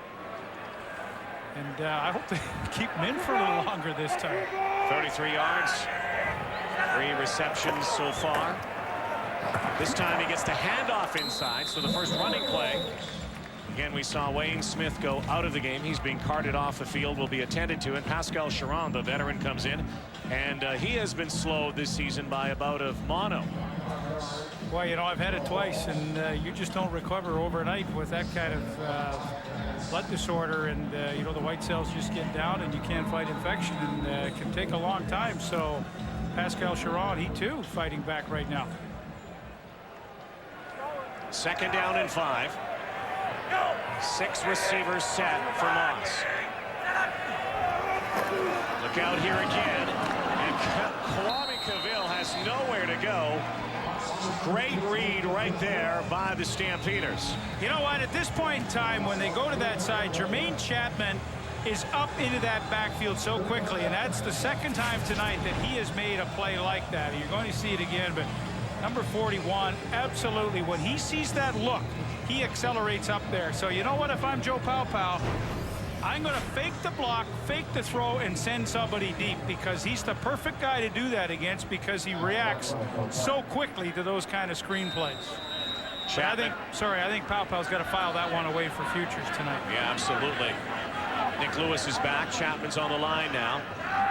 Pat Fleming. Ball is a football. Look out. Fleming lets it go. A ground ball down to Lewis. And that worked out pretty good for the Tiger Cats. That had disaster written all over it. Stampeders back on offense when we come back.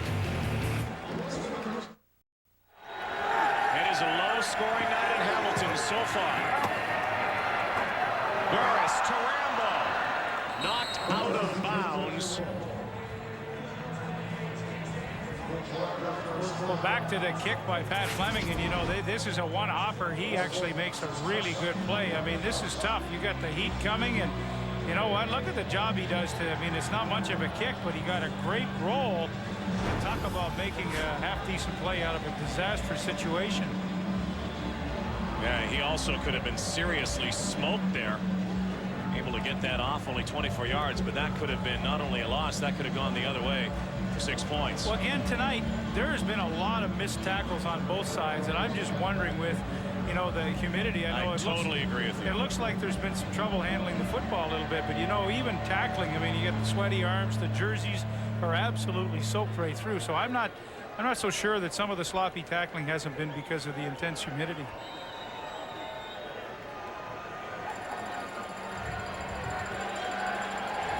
Burris and the Stamps go 1st and 10 from their 44-yard line.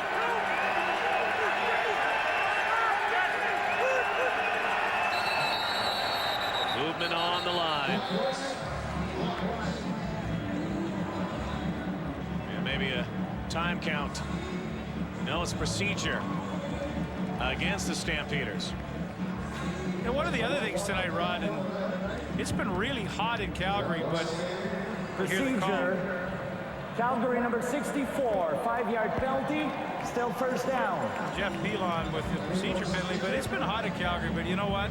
They don't get the humidity like this, and this has been kind of a mindless sort of sloppy game for the Stampeders so far, and I'm just wondering, you know, you come east at this time of the year, I mean, this is a tough night to play, and we'll see if it takes its toll on their fitness level in the 4th quarter.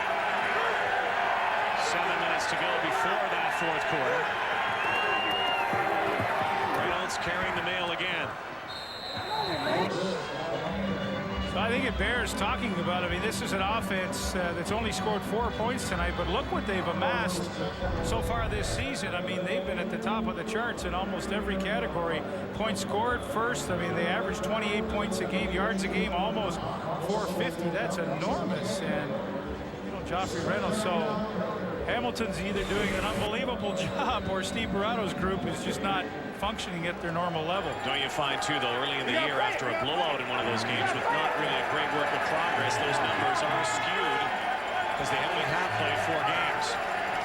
No question. Only 4 points tonight. Harry Burris has to run. Lets it fly. And laying out was Brett Ralph. Well, it's interesting. They love to run the crossing routes.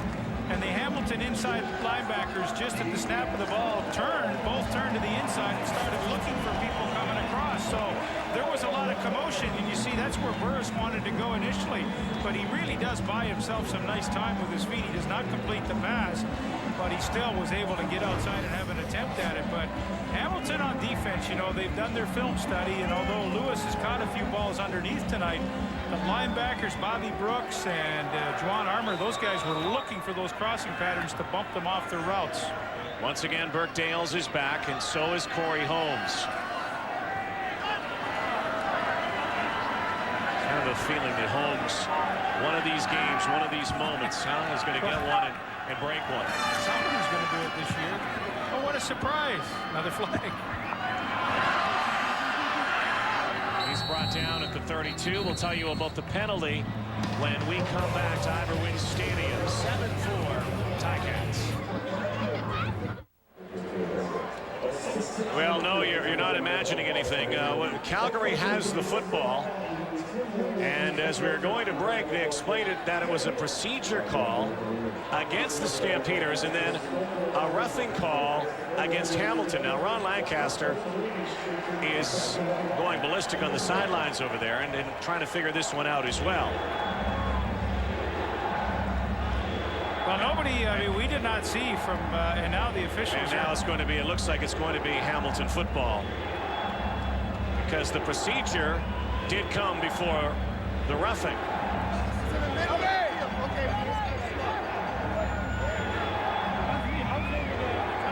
A procedure call against the Stampeders. An unnecessary roughness call. Unnecessary roughing against Hamilton. And for a moment there, our eyes weren't believing what we were seeing, but it's all worked out here. And now Hamilton's backed up. Calgary illegal formation. That penalty's declined. After the play, major foul, unnecessary roughness. Hamilton 82, back 15 yards. First down Hamilton. All right, so they decline the penalty, get the football, and after dead ball foul. There goes Wayne Smith. Apparently a high ankle injury. Illegal formation. That penalty's declined. After the ball is dead. Major foul, unnecessary roughness. I got to check with our producer, John Hines, if this is a replay.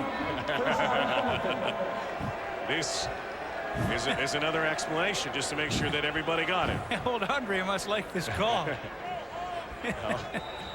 All right, well, we got it. If you didn't get it one more time, what was it? What was it? I'm not going to say it. Okay. All right. Okay, we do know one thing. Tiger Cats have the football. They lead 7-4, 5.5 to go in the third quarter.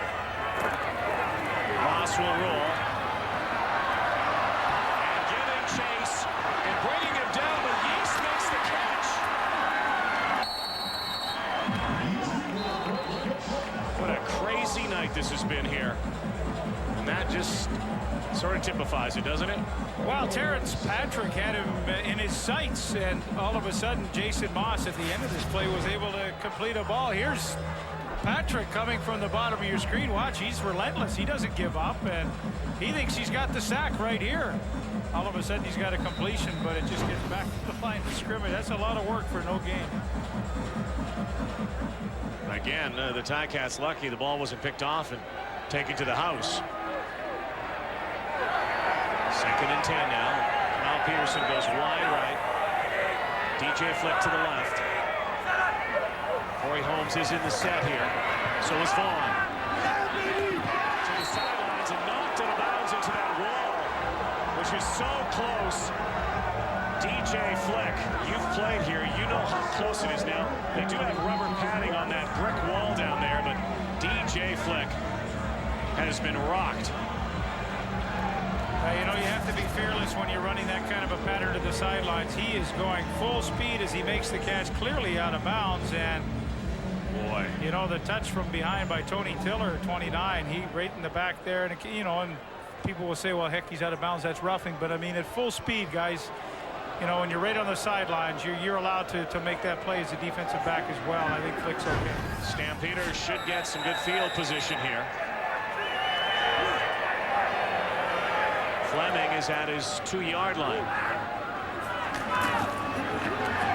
Just gets this one away, but oh, a booming kick. And dropped. And picked up. Nick Lewis dropped it. Tad Cornegay has it. The Tiger Cats get the football back. Well, the weirdness continues. Nick Lewis drops the punt return. Tad Cornegay gets the football back. And maybe this is what it's like to play football in a sauna, because nobody has been able to hang on to it. Well, it's been a weird night checking that moon out there. Corey Holmes wanted to throw the football back to Jason Moss. Instead, gallops for a first down.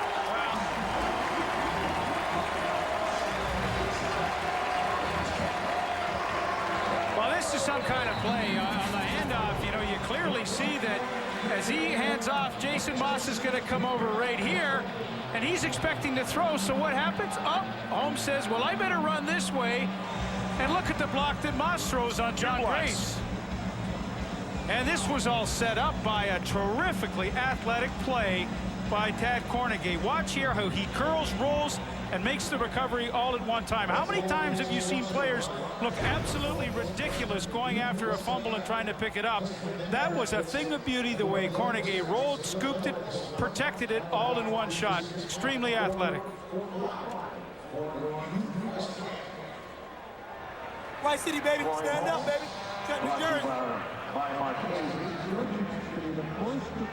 Well, a lot of players on the field right now getting some water, and they're down on one knee. And you talked before about, you know, the hydration factor here tonight, needing a lot of water, and the cramping that will go on. Yeah. And this is where it starts to kick in, doesn't it? Well, can I tell you honestly, folks, and you know, Rod Black would whine, but I won't. But it is really hot, even up in the booth here tonight. Why wouldn't you? You were the first guy to whine. Anyway, I mean, like truly, we are really perspiring up here just broadcasting the game, so I can only imagine starting to smell what it's like. Well, there you see right there the offensive lineman. That's Greg Randall right there, and these guys they're going to lose a few pounds tonight for sure. In fact, a lot of pounds. But you're right, it can be dangerous. Well, it can be dangerous. And for more on this, let's check in with John Liu. John. Well, guys, the wind hasn't kicked up yet, and you really wish it would here at Everwind Stadium, but the humidity along with the temperature is about 36 Celsius at kickoff time and still hovering around there. Calgary Stampeders in particular, they are feeling it because it's a lot drier in Calgary for their home games, but they've stocked up on about double the water supply and electrolyte drinks. Hamilton's standpoint, double the water and about 3 times the normal supply of ice towels. So both teams are feeling it, and the sooner the wind kicks up here to cool things down, the better off both sides will be. Well, I got a feeling it may not kick up. Brian Clark leaves. It looks like a cramp from him. John Liu didn't look like he was perspiring. He's got a fan down there. Yeah, what's going on there? He didn't have a drip or anything. Yeah, he's probably in the lounge or one of the suites. But Brian Clark leaves. Jason Moss. See, that's where he was standing right there. That's where he's been hiding. But it is a hot and humid night. And the Ticats are on the move here. Corey Holmes has really started to pick it up for the Ticat offense, doing what they picked him up for. Ronick's in the backfield, Moss behind center. Play action to Ronick. Goes to the outside for Peterson. And overthrew him.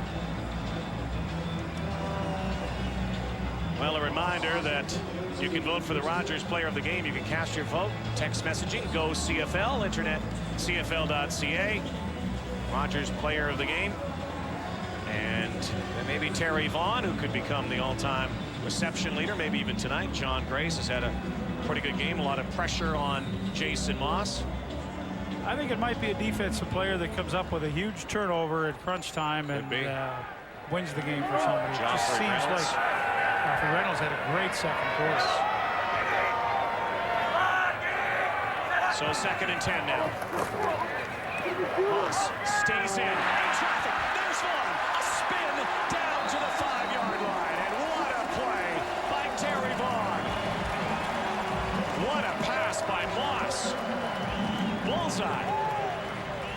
Yeah, it really was. And, you know, Moss had so much time as he waited for this to develop.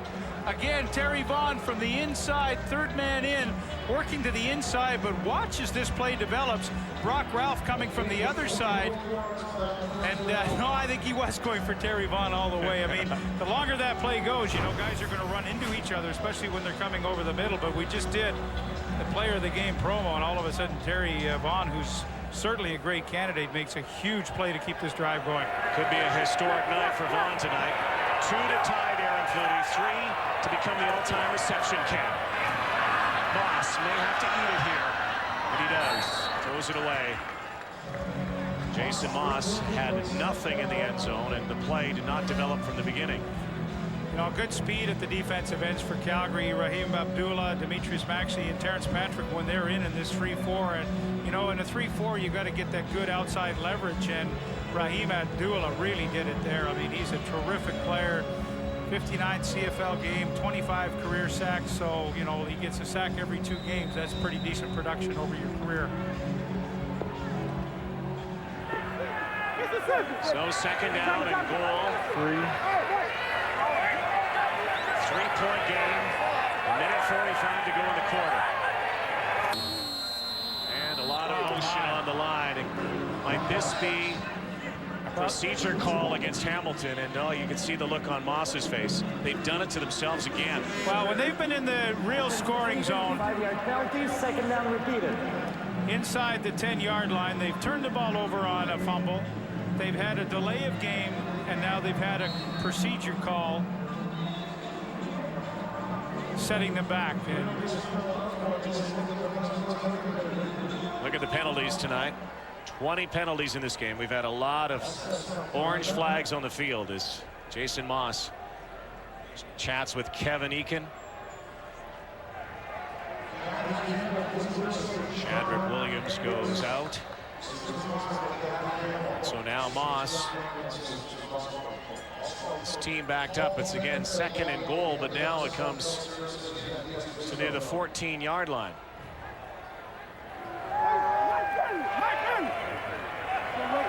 Flick goes to the right side. Peterson left. And they got Pascal Charon in at the corner on the wide side of the field.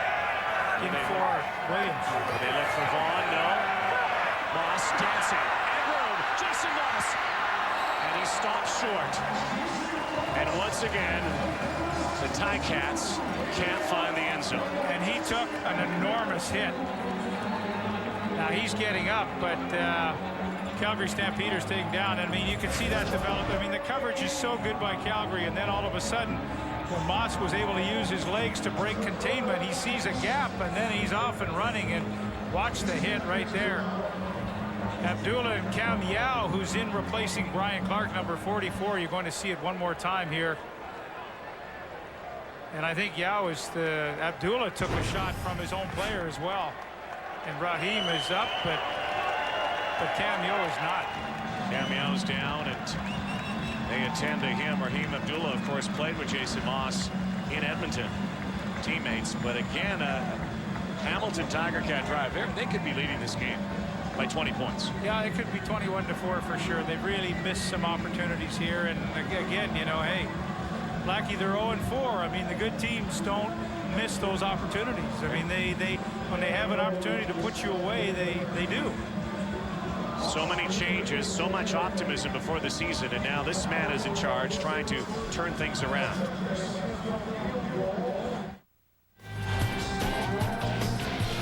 Tomorrow in high definition, it's game 2 of a series after the All-Star break. The Blue Jays against the Seattle Mariners.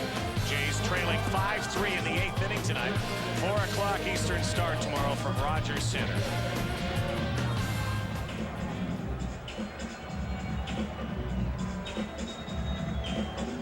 Well, you know, the Calgary Stampeders are going to get a little thin at linebacker. Brian Clark already out with the muscle cramps, and now Cam Yao. I mean, he really, as they collided, you watch Raheem Abdullah come from one side, Cam Yao comes from the other. And it was just a hit on Moss that looks like he jammed his neck. Jason Moss, shoulder pad flapping. And Yao hits him and takes the worst of it. Good news for the Stampeders. They stop Moss, but the bad news, again, a depleted linebacking core here tonight. And injuries are starting to pile up. 1:05 to go in the third quarter. Seems like he's having a hard time getting his wind here.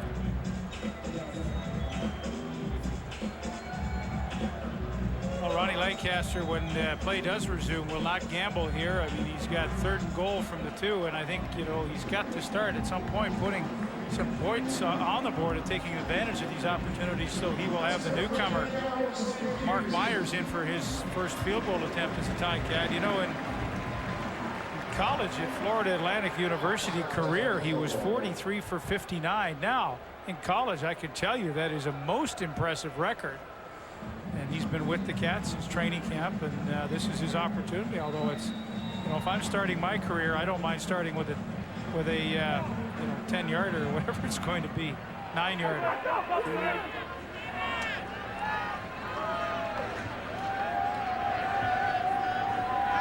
So for a 6-point lead, just a little chip shot here for Mark Myers.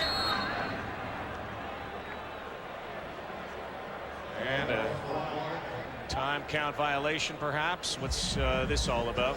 Sometimes in these situations, the offense will take a penalty just to move it back to get a better angle. I don't think that's what they did. Time count violation. Hamilton, number 16.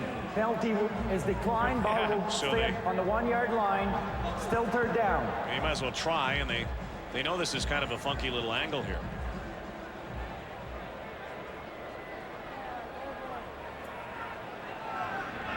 It's like a penalty kick of the World Cup. Yep.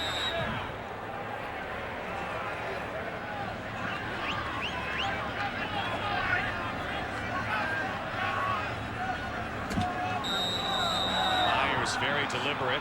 Well, Rob Hitchcock did that on purpose. No question, he did that on purpose because he wants to move it back a little bit. And again, they'll decline it. So, you know, how long is this charade going to go on?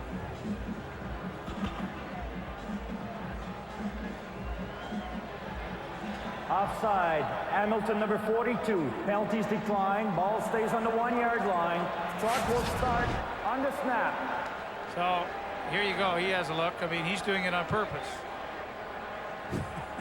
Okay. Now, can this go on indefinitely? Well, I think the pattern's already developing, don't you think? You know, the little general will try anything.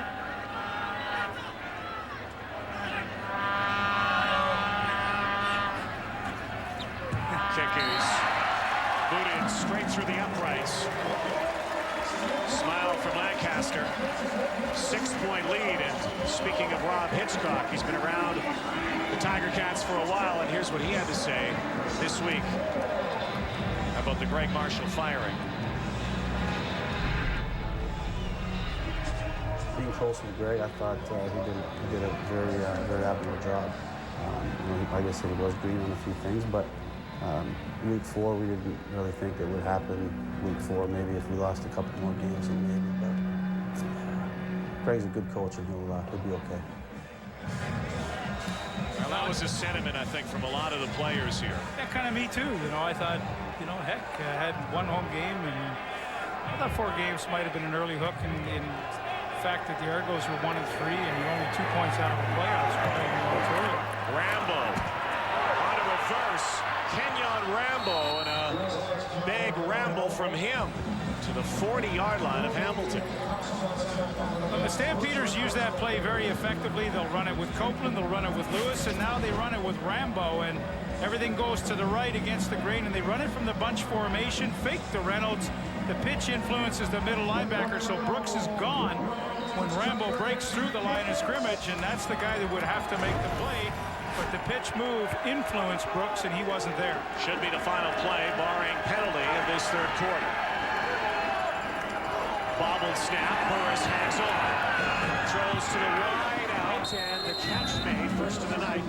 by Brett Ralph, who tonight, of course, his brother Brock on the other side of the field. So Stampeders moving the football here. They trail by 6 as we head to the fourth quarter.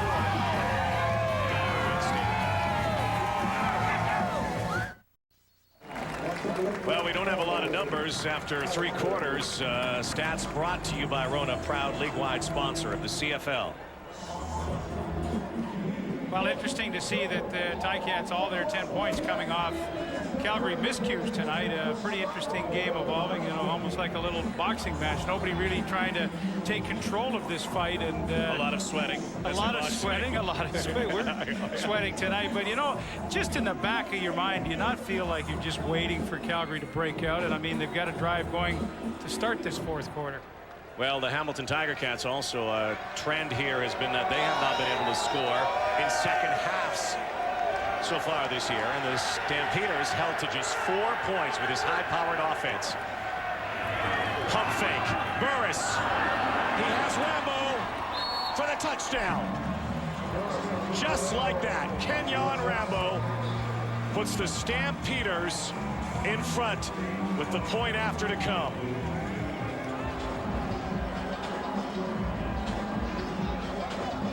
So the Stampeders finally find pay dirt here tonight. Well, good protection for Henry Burris. It takes a lot of time when you run that punk fake to the outside. Rambo freezes the defensive back, and he's into the end zone with the first offensive touchdown for the Stampeders tonight. It took a while, but it was a pretty play. Couple of big plays in the drive by Rambo. Yeah, his first touchdown of the year, and that little tiff that they had at Edmonton a few weeks ago, I know that thing was over in a hurry. And great connection between Burris and Rambo on that play. So the convert puts the Stampeders in front for the first time tonight. The CFL on TSN is brought to you in part by Castrol. It's not just motor oil, it's liquid engineering. What up, baby? What's up? Oh, Pops. West Coast Long Beach was standing with it. We pick what up. On now, baby. Now stop. We gotta keep going, though. Gotta keep going. Points on the board. Kenyon Rambo's first touchdown of the season has given his team a 1-point lead early in the fourth quarter in Hamilton. Sandro DeAngelis. The boot down to Corey Holmes. Holmes tripped up, and there's a flag on the play afterwards. Blackie, let's go back and have a look at this touchdown catch by Kenyon Rambo, or was it? We're going to freeze it. Just watch the ball right there. Did it touch the ground? I mean, this happens quickly. I mean, we have the advantage of super slow right here. But see the ball hit the ground and pop. So close. I don't know. Might have been reviewable, but look at that. Again, you have a look there, and I mean, and to me, always obviously the slow-mo is great to really determine these things, but when you're looking at that and you're an official, or even the other team looking at this to say, well, are we going to throw the flag and have a challenge? I mean, at full speed, that's pretty tough to tell. Got to keep it going, baby. Yeah. Well, Rambo and Burris a few weeks ago weren't talking to each other very much. They were talking in a different tone. Terry Vaughn, again, huge night for him here. One reception away from tying Darren Flutie all time. I have a feeling the record will be broken here tonight. Lots of time left. And then Vaughn will establish a new number. Well, and it goes to a good guy who deserves it, in my opinion. I mean, his consistency is unparalleled.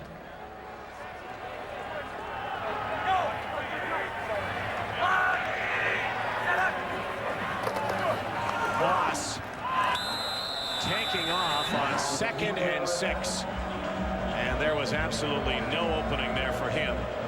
So once again, Hamilton will have to kick the football away, and the fans here, a good crowd here tonight.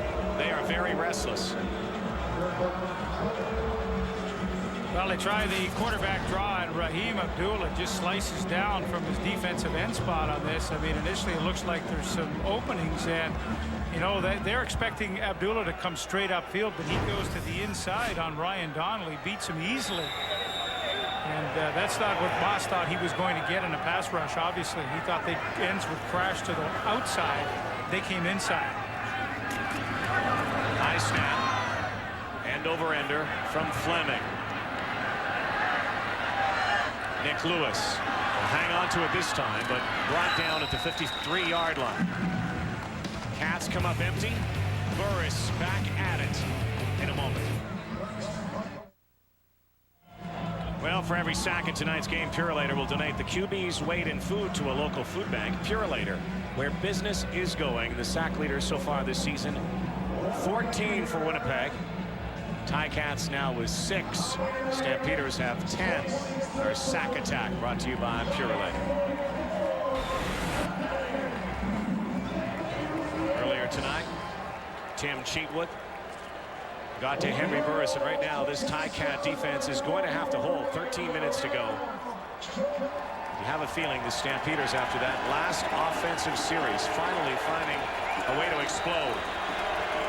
They have the rhythm with them. Jermaine Copeland in motion. Burris on a great play action to Rambo again. Well, Henry Burris has the benefit this year of having a guy who everyone around here loved for so many years. Danny McManus is his backup.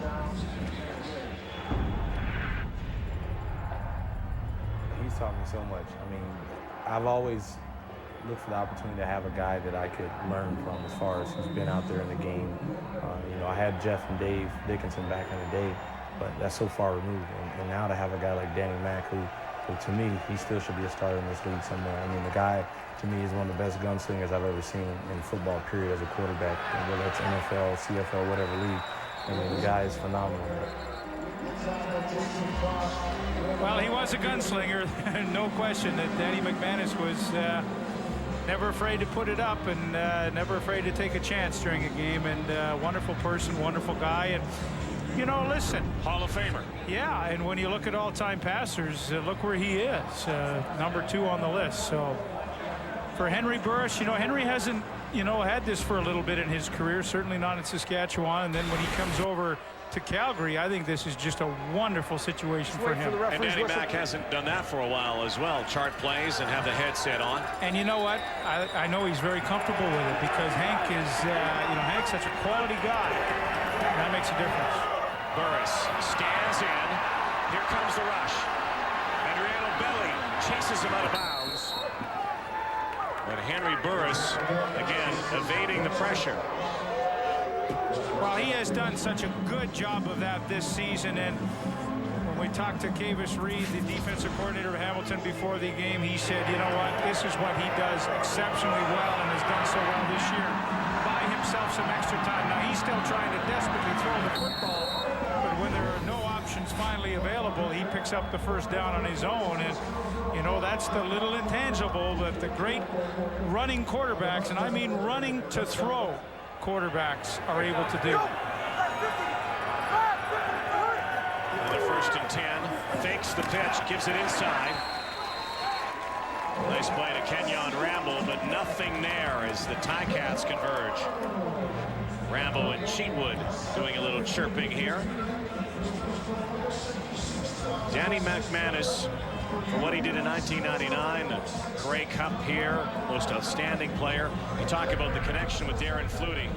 He and Darren Flutie racked up a lot of yardage through the years. Well, they sure did. They were a wonderful combination. You know, we talk about the connections promotion that's going on right now in every city. This was a pretty good connections right there. And making the connection. Cholesterol awareness campaign, and Danny McManus part of that. He and Darren Flutie honored before the game. Out of bounds goes Burris. So that will bring out Sandro DeAngelis, make it a 4-point game if he can connect. Yeah, who had a rarity tonight after 16 straight. Sandro missed one. You know, a great story about Sandro DeAngelis back in 1994 when Danny McManus was playing in a Grey Cup, actually. DeAngelis won a punt, pass, and kick competition. He was 13 here in the Hamilton area. He beat all the other kids in Canada, got a chance to go to the Grey Cup. And look at this, years later, going to Nebraska, of course. And he really wanted to play here in Hamilton. Gave them a call, but the coaches here said no. He ends up in Calgary. He loves coming back to Iverwood. And he does a lot of that. So Sandro DeAngelis, the CFL's leading point getter, puts his team up by 4. Well, NASCAR fans of all ages on TSN on Sunday in high definition. The Lennox Industrial Tools 300, 1:30 Eastern is the start time, 10:30 on the West Coast. Rod Black, Leif Pedersen, Ryan Williams in the house here tonight, along with John Liu. Lots of time left on the clock. 14-10 Calgary Stampeders in what has not been a classic by any stretch. One of those nights. They keep booting it to Corey Holmes. Holmes trying to find a seam. Will bring it up to the 38-yard line. So Joe Paupau's upstairs, and you know, their offense has been maligned, and they're not doing anything to improve that tonight. Well, I mean, there you see it. In 4 games, only 4 touchdowns. That's a tough way to win football games. And I guess the most telling stat is only 15 points a game. I mean, that is you're not going to win a lot of CFL games at only 15. And so far tonight, with 10 minutes to go, they're still 5 points away from their average. And that really, you know, when you think about it, in many ways spelled Greg Marshall's doom. The inability of the offense that they spent so much energy on in the offseason to revamp things. Vaughn, a bad pass from Jason Moss. Jason Moss has not been able to find his groove in a Hamilton Tiger Cat uniform. No, he hasn't. And you know, I've said quite consistently that I think, although he's 19 for 26, pretty good numbers, you know, average-wise, percent-wise, I think they've got to go deep. I mean, the defensive backs of Calgary are being very aggressive, and Moss was quoted as saying this week that, you know, my problems right now are throwing deep. I'm just not able to do it. And he said this is uncharted waters for me because throughout my whole career I've thrown deep very, very well. But, you know, for the most part, I can only think of maybe a couple of times when he's aired it out tonight. And I just think teams are sitting on his receivers. Look out here. He is hammered. The catch is made at midfield by DJ Flick. And Moss took a lick that time. Well, he hung in to deliver that football, and Flick worked his way open out on the sidelines. And Flick has really been the only guy to go downfield tonight. I mean, this ball is thrown about 20 yards over the line of scrimmage. Oh, and Tony Tiller's licking his chops. You know, he comes on the halfback blitz.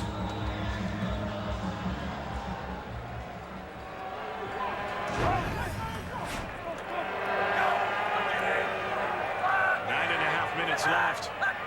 Fourth quarter. The ball here, sir, please. Penalty flag. Busiest guy in Iverwood Stadium tonight, without a doubt, is number 28, Andre Proulx. He's going to need hauls after this game. Yes.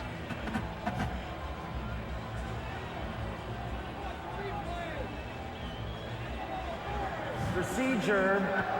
Hamilton, number 11. 5-yard penalty, still first down. Boy, 24 penalties. I mean, that is goodness gracious. And, you know, the game's tough enough at 1st and 10, but, you know, how many times tonight has Hamilton been in 1st and 15 situations through offside procedure, time count? And, I mean, those are mental things that somehow you've got to correct. Terry Vaughn to the right of Moss. The shovel to Holmes. Corey Holmes scoots for a first down. Yeah, and I like that misdirection roll to the wide side of the field where you've got your trips receivers, and then just you got Holmes going to the outside. Here's Holmes right here, and then he doubles back and takes the pitch. I mean, that is some creativity that we haven't been seeing much of this year. There it is right there. Backside, you get the lead blocker, George Hudson, out in front. that is a good-looking play. Where have they been? Wes Lysak making the tackle. On 1st and 15, they convert. Down from the 42. Moss has to roll in a hurry. Making the catch is Kamal Peterson. Looks like he gets about 4 or 5 on that play. Just seems like a lot of the plays, though, that we've done a couple of games now, they're little out patterns, little curl patterns that aren't even stretched for 10 yards, and they're a lot of second down plays, whether it's second and short or second and long. Yeah, I agree. You know, Hamilton tonight, how many times have they really been in second and short situations? Very few, and yet Calgary has been in quite a few of those and just has 14 points. I think that is a real difference between these teams. Quads on the left side of Moss. Goes right for a flick, and there's an interference call. And now we'll move the football. It's Kobe Reinhardt who grabbed the jersey of DJ Flick as he was going by, and that will most certainly go against Calgary. Well, DJ Flick is a legitimate 4'2", 40 sprinter. He's got some wheels. And he faked into the post and went back to the outside. And probably Kobe Reinhardt made a smart play because Flick was going to be gone. And again, you know, see what happens. Sometimes good things happen when you air the ball out. And I think Jason Moss has to do this more.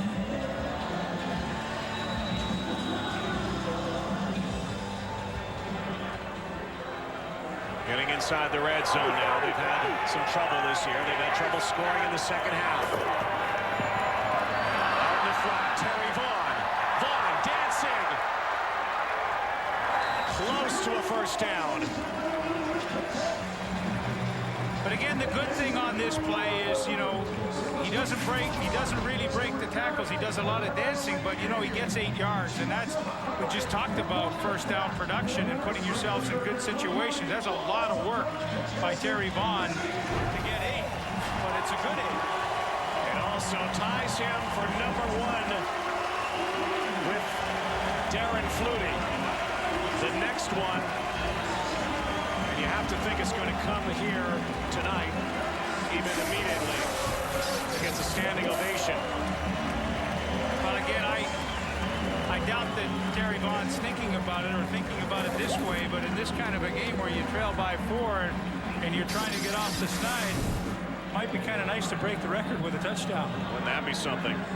Well, he's done it for so many years and continues to do it tonight. 9 catches, 80 yards. And again, they're at the 15-yard line, so it's reasonable to think that he could. It'll be 2nd and 3 and another injury. Raheem Abdullah again on the field. 7 minutes to go, and a lot of the players starting to cramp up a little bit here tonight. I wonder if that's the situation for Abdullah. It's more like a knee issue. Yeah, it is at this stage. But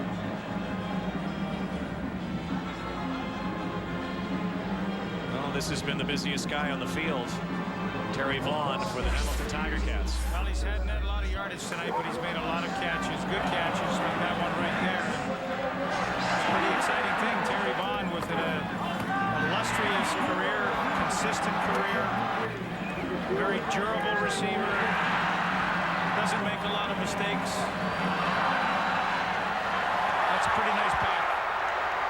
You know, he's not only been a durable, solid receiver, he's also pretty much won everywhere he's played in Calgary and Edmonton, Montreal.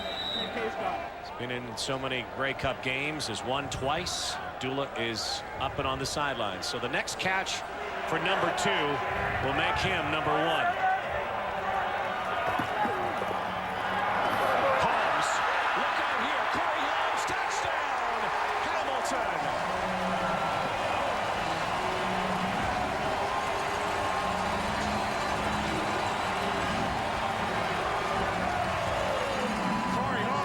To the end zone. He's the only one dancing right now.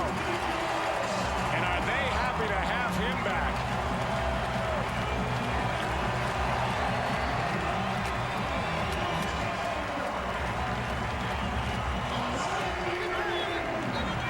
Well, the trade was made. Saskatchewan wanted Kerry Joseph in the dispersal draft. They didn't feel they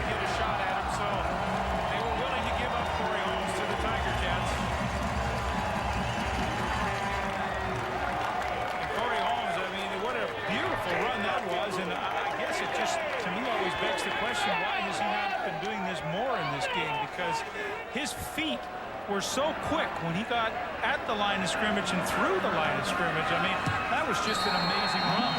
Ron Lancaster wanted that football for one reason. That's Corey Holmes' first touchdown as a Hamilton Tiger Cat. Now, that's a good thing. I mean, watch Holmes here. When he gets to the point of attack along the left side, let it go, because here it is. Hesitate, hesitate. Now, the footwork to get to the outside and get to full speed in 2 steps was amazing. And again, I'd sure like to see more of that. That's a great run. The Ticats have the lead back. Well, the people in Saskatchewan know how important he was to the Rough Riders. The Rough Riders are also struggling out of the gate this year. Can I tell you, in the bigger picture, why he's important too? He's a real character guy in the locker room as well, and that counts for a lot. These guys, the linemen, have no idea. Well, they don't know no the idea. dance. They don't have a dance. They square dance or something. They can't do that stuff. Corey Holmes. Well, remember last year how he started the year in Saskatchewan. First time he touched the ball, took a kickoff back.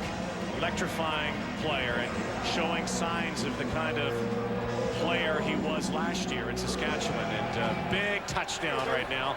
Puts Hamilton in front 17-14.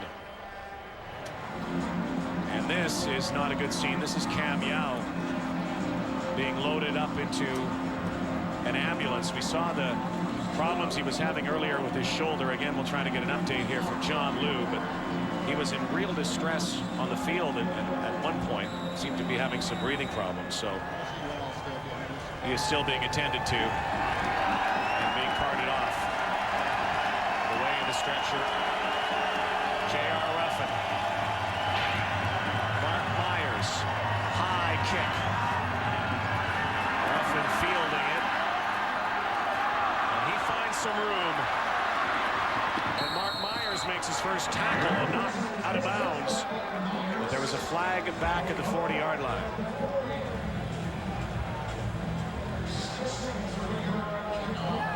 So the new guy getting involved. Well, he's had good kickoffs too. They've been nice and deep, but the ball will come back, even though it was a nice 63-yard return by J.R. Ruffin. Now, the last time these two teams met, remember, came down to the guy Calgary 45, 10-yard penalty, first down. with the toe, Sandro DeAngelis. You know, again, as crazy as it sounds, it might come down to a last-second field goal here tonight. 6:17 to go. It might be DeAngelis. It also could be the new guy. You see, those are huge penalties. I mean, it goes 10 back, you had 63. It's like a 73-yard penalty at the net. And, I mean, at 6 minutes to go, you trail. I mean, penalties just, when you go and look at the box score of this game, you're going to focus in and say, whoa, but these teams make a lot of mistakes. Burris has been able to march his team when they have been backed up. Into the flat. Kenyon Rambo again. He's been able to get his team out of some holes and does it again. Well, the Ticats just really turned him loose on the outside. It was just a matter of would Burris be able to find him, because the closest guy to Rambo when he caught the football was the middle linebacker, Bobby Brooks, and that's not the way it's supposed to be covered.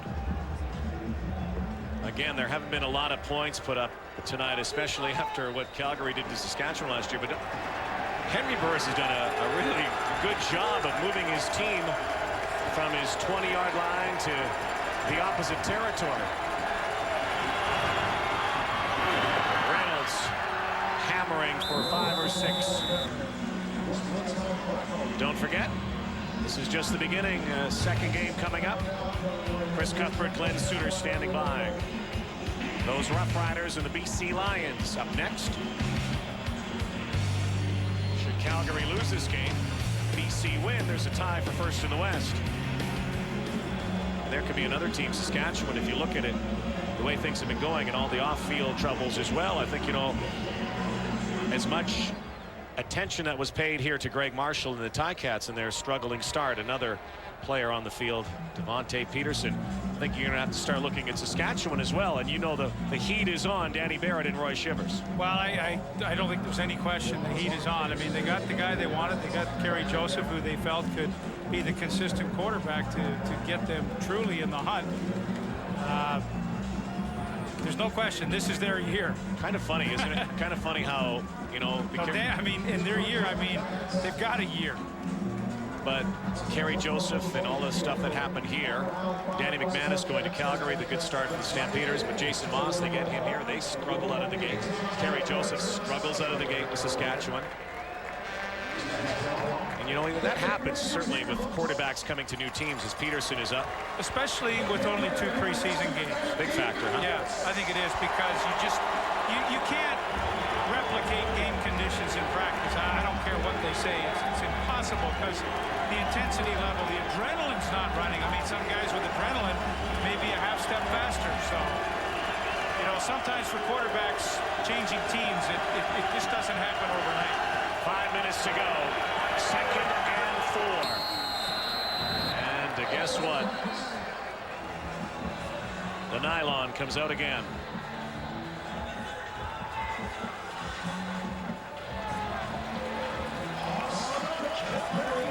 Procedure. Calgary 66. 5-yard penalty. Still 2nd down. Boy, oh boy, you know, I mean, we've said this how many times tonight. You get, you know, Calgary's in good situation. We got 2nd and 3, and all of a sudden, back 2nd and 8. You know, 2 guys who've been very quiet in this second half, Elijah Thurman and Jermaine Copeland. And they try to spring these 2 guys here. 2nd and 9. Burris in the pocket. Over the middle is Lewis. And what a clutch reception at the perfect time. Well, this is pretty interesting. Sandy Beveridge knocked down Jermaine Copeland right into Nick Lewis, who had to make the catch and hop over him all in one motion. So you'll see it, Ray, the crossing routes in the middle of the screen. Copeland goes down, Lewis goes right over the top of him to make the catch. You know, as quiet as Thurman and Copeland have been, that's the great luxury of having a receiving core like that. Other guys can pick you up, like Nick Lewis, like Kenyon Rambo, like Marcus Howell. Again to the sideline, and there is Jermaine Copeland. Boy, an interesting formation, double tight ends and only 3 receivers out, and Jermaine Copeland working to the outside, and watch as he just comes, I mean, but it's the play action that really influences this, because you got double tight ends and lots of room to the outside. But again, with the double tight ends, you get maximum protection, and Henry Burris just sat tall, and nobody even close to being in his face. Thurman is wide to the left side of Burris. Reynolds in the backfield. Stampeders still moving the football. Joffrey Reynolds plows for another 1st down.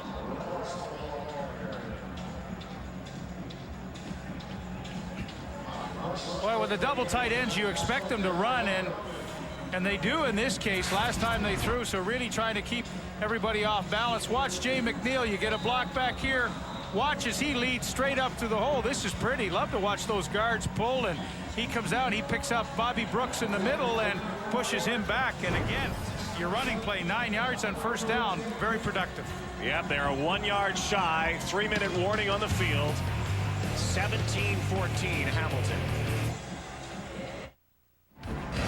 The CFL on TSN is brought to you by Coors Light, the Silver Bullet, and by General Motors of Canada and all its divisions.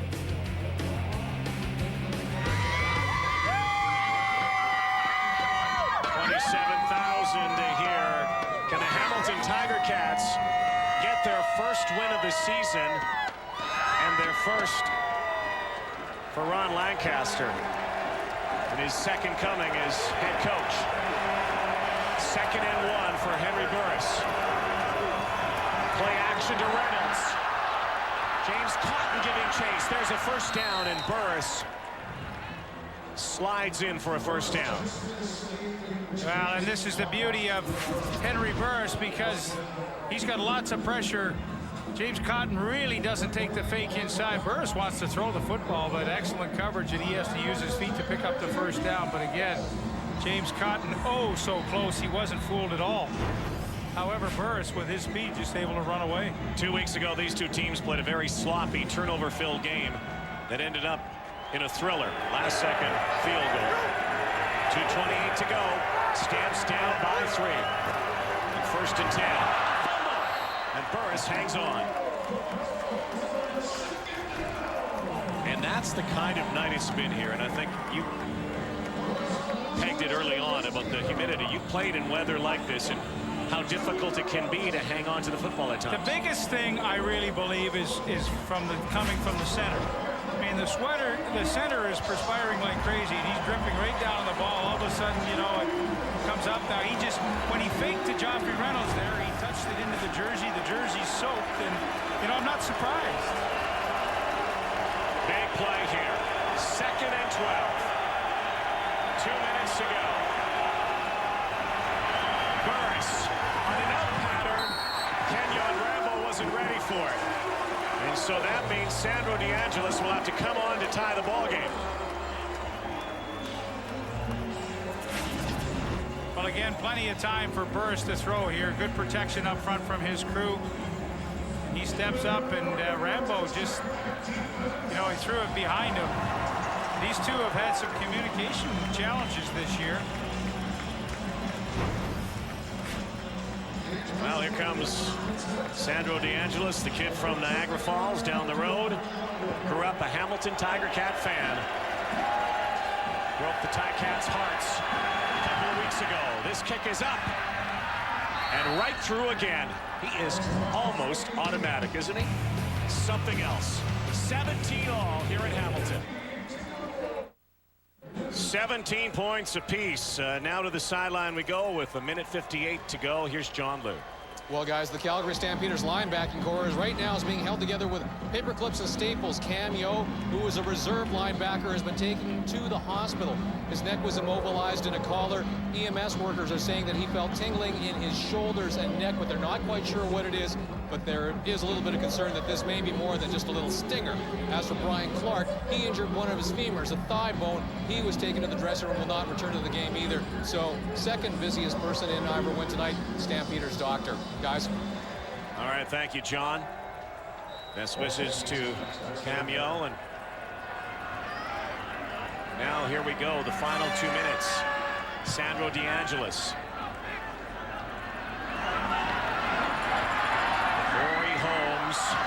Reversing field to his 35. And now Jason Moss, a guy who pulled off a lot of heroics for the Edmonton Eskimos last year's playoffs. A great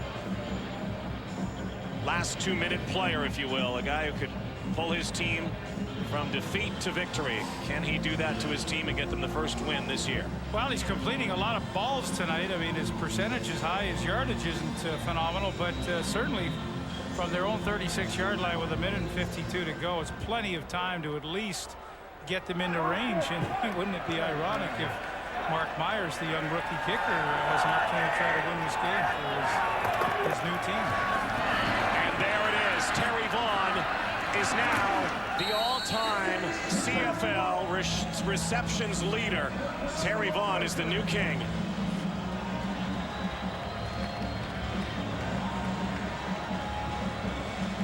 So here it is. The all-time leader. It's being announced to the crowd here, and then once again it's the same screen to Terry Vaughn, the inside receiver, block up front on George Clark. And again, Terry Vaughn has done a lot of work running the football for not a lot of yardage on these plays, but nevertheless, there it is on the scoreboard. The CFL all-time reception leader. 973 and counting. 10-catch night for Vaughn. Little slant-in pattern.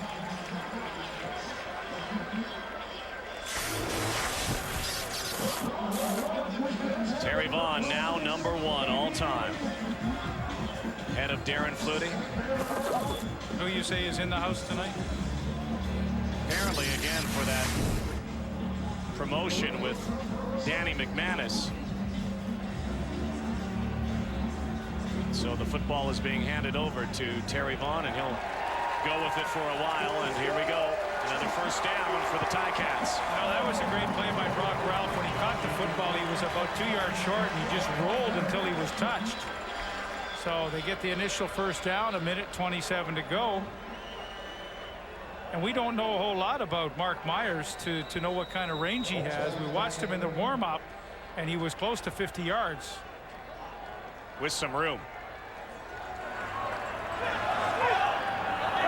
1:10 to go. Vaughn in and out of his hands.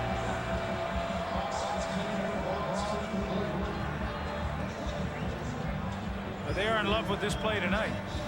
Terry Vaughn's caught a lot of balls on these quick screens to the inside receiver. Again, he's had 10 catches for 84 yards, the longest a 24-yarder. So averaging about 8 yards a catch. A number of them have been in the flat. Well, there you see.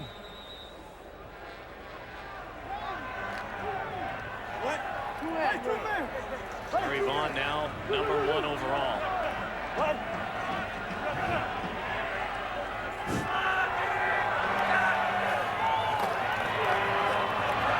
Moss in some trouble. Lets it go. And a flag on the play. Some roughing in the backfield. Jason Moss got rocked. We'll see if it was a hit on the quarterback or a holding call.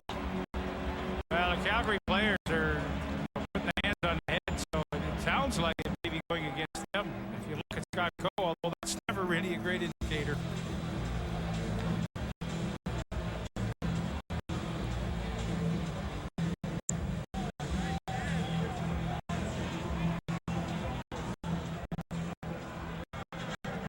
Well, that's huge. Oh, an unnecessary roughness against Hamilton as well.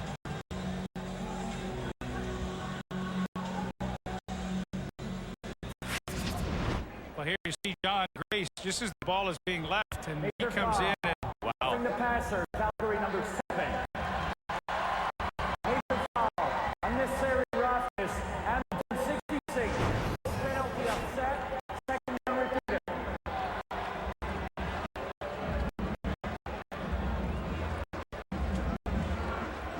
So Jason Moss, after all that, gets the worst of it. On the knees, now 2nd and 10. Calgary, as Hamilton converts here, could get the football back. Moss to the sideline.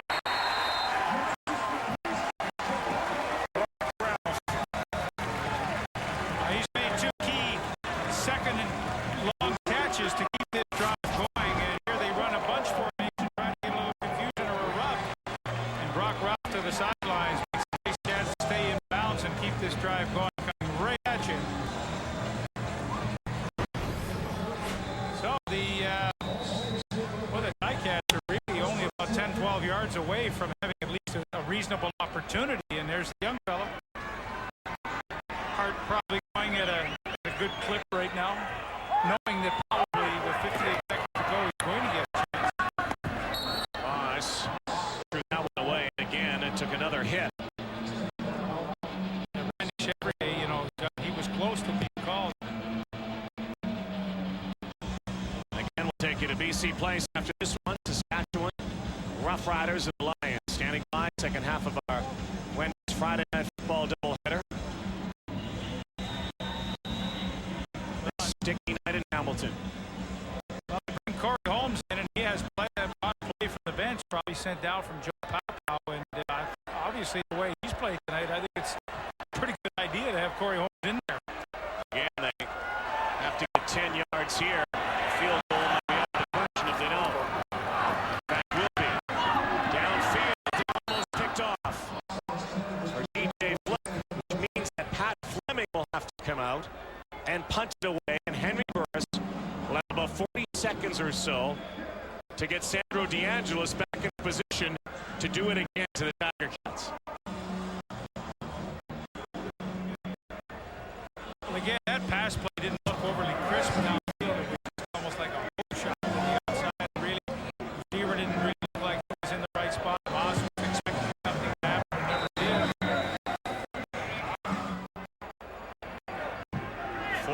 seconds to go.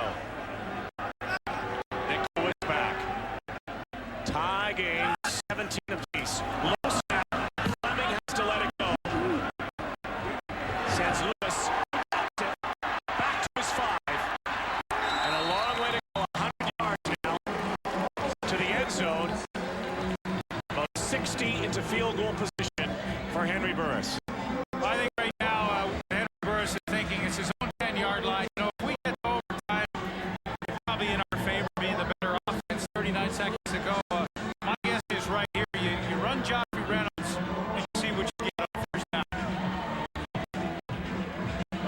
You need to get some breathing space, because the worst thing you want to do is just, eat up the 39 seconds.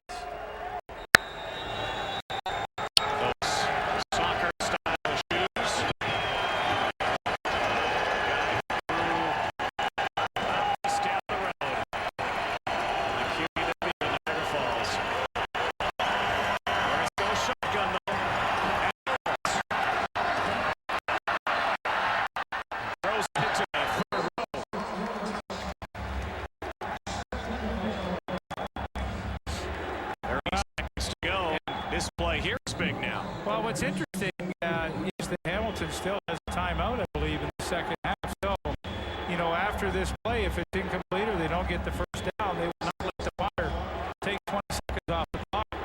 Not only that, if it does become a third down play, Burke Dales has to probably go near his end zone to punt it to Corey Holmes. I mean, this is huge. Both sides here.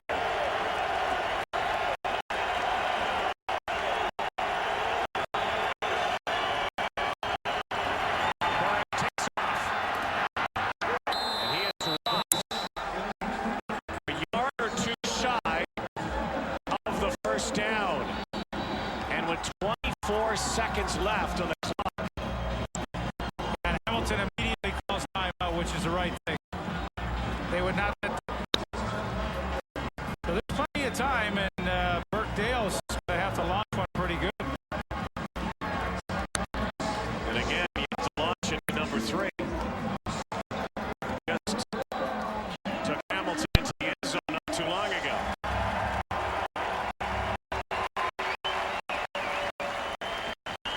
Is going to have to kick this away from about his 5-yard line. See, on that first down play, when you go back and you look at the strategy the Stampeders used, like the incomplete pass stops the clock. It was, hindsight is 20/20, but that's why I like to run to Reynolds, because you keep the going at least. Setting up the return and a terrible kick. Here it comes. Smart play by Ray Marius. Ray Marius picked it up right away, and hey, they're there right now, plus 15. That's a no-yards call, which puts them to field goal position with 14 seconds to go. Chance for Moss to move it down a little more into a better position for Mark Myers. New kicker on the block in Hamilton, and how about that by Ray Marius? Yeah, he's a great linebacker. He's a great special teams player. He was when his years in Toronto, and moved over to Hamilton this year. And for Burke Dales, disaster. No yards. Calgary 37. 5-yard penalty. First down. 5-yard penalty.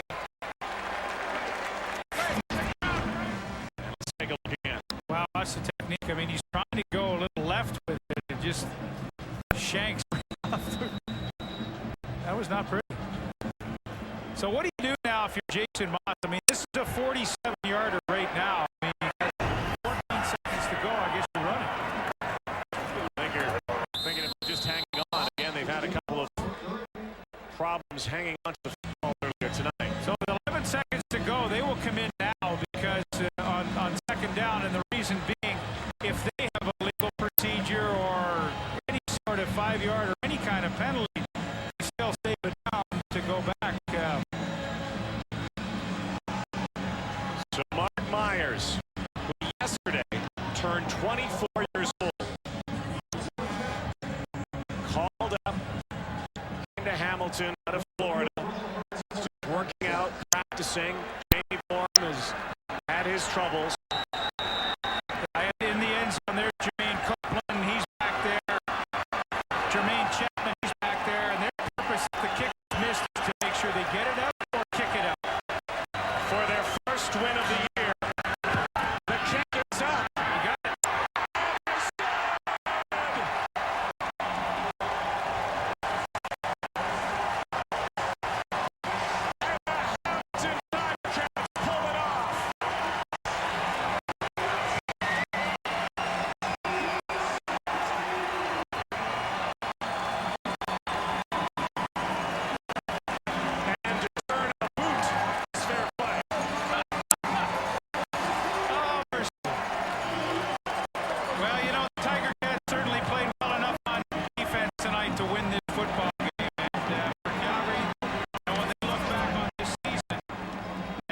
back at this game, they'll say this was one of these ones that we probably had a great opportunity to win, but give credit to the Ticats. They hung in. The young fellow, Mark Meyers made a great kick under pressure. Good for them. 2 weeks ago, San Angeles won for the Stampeders.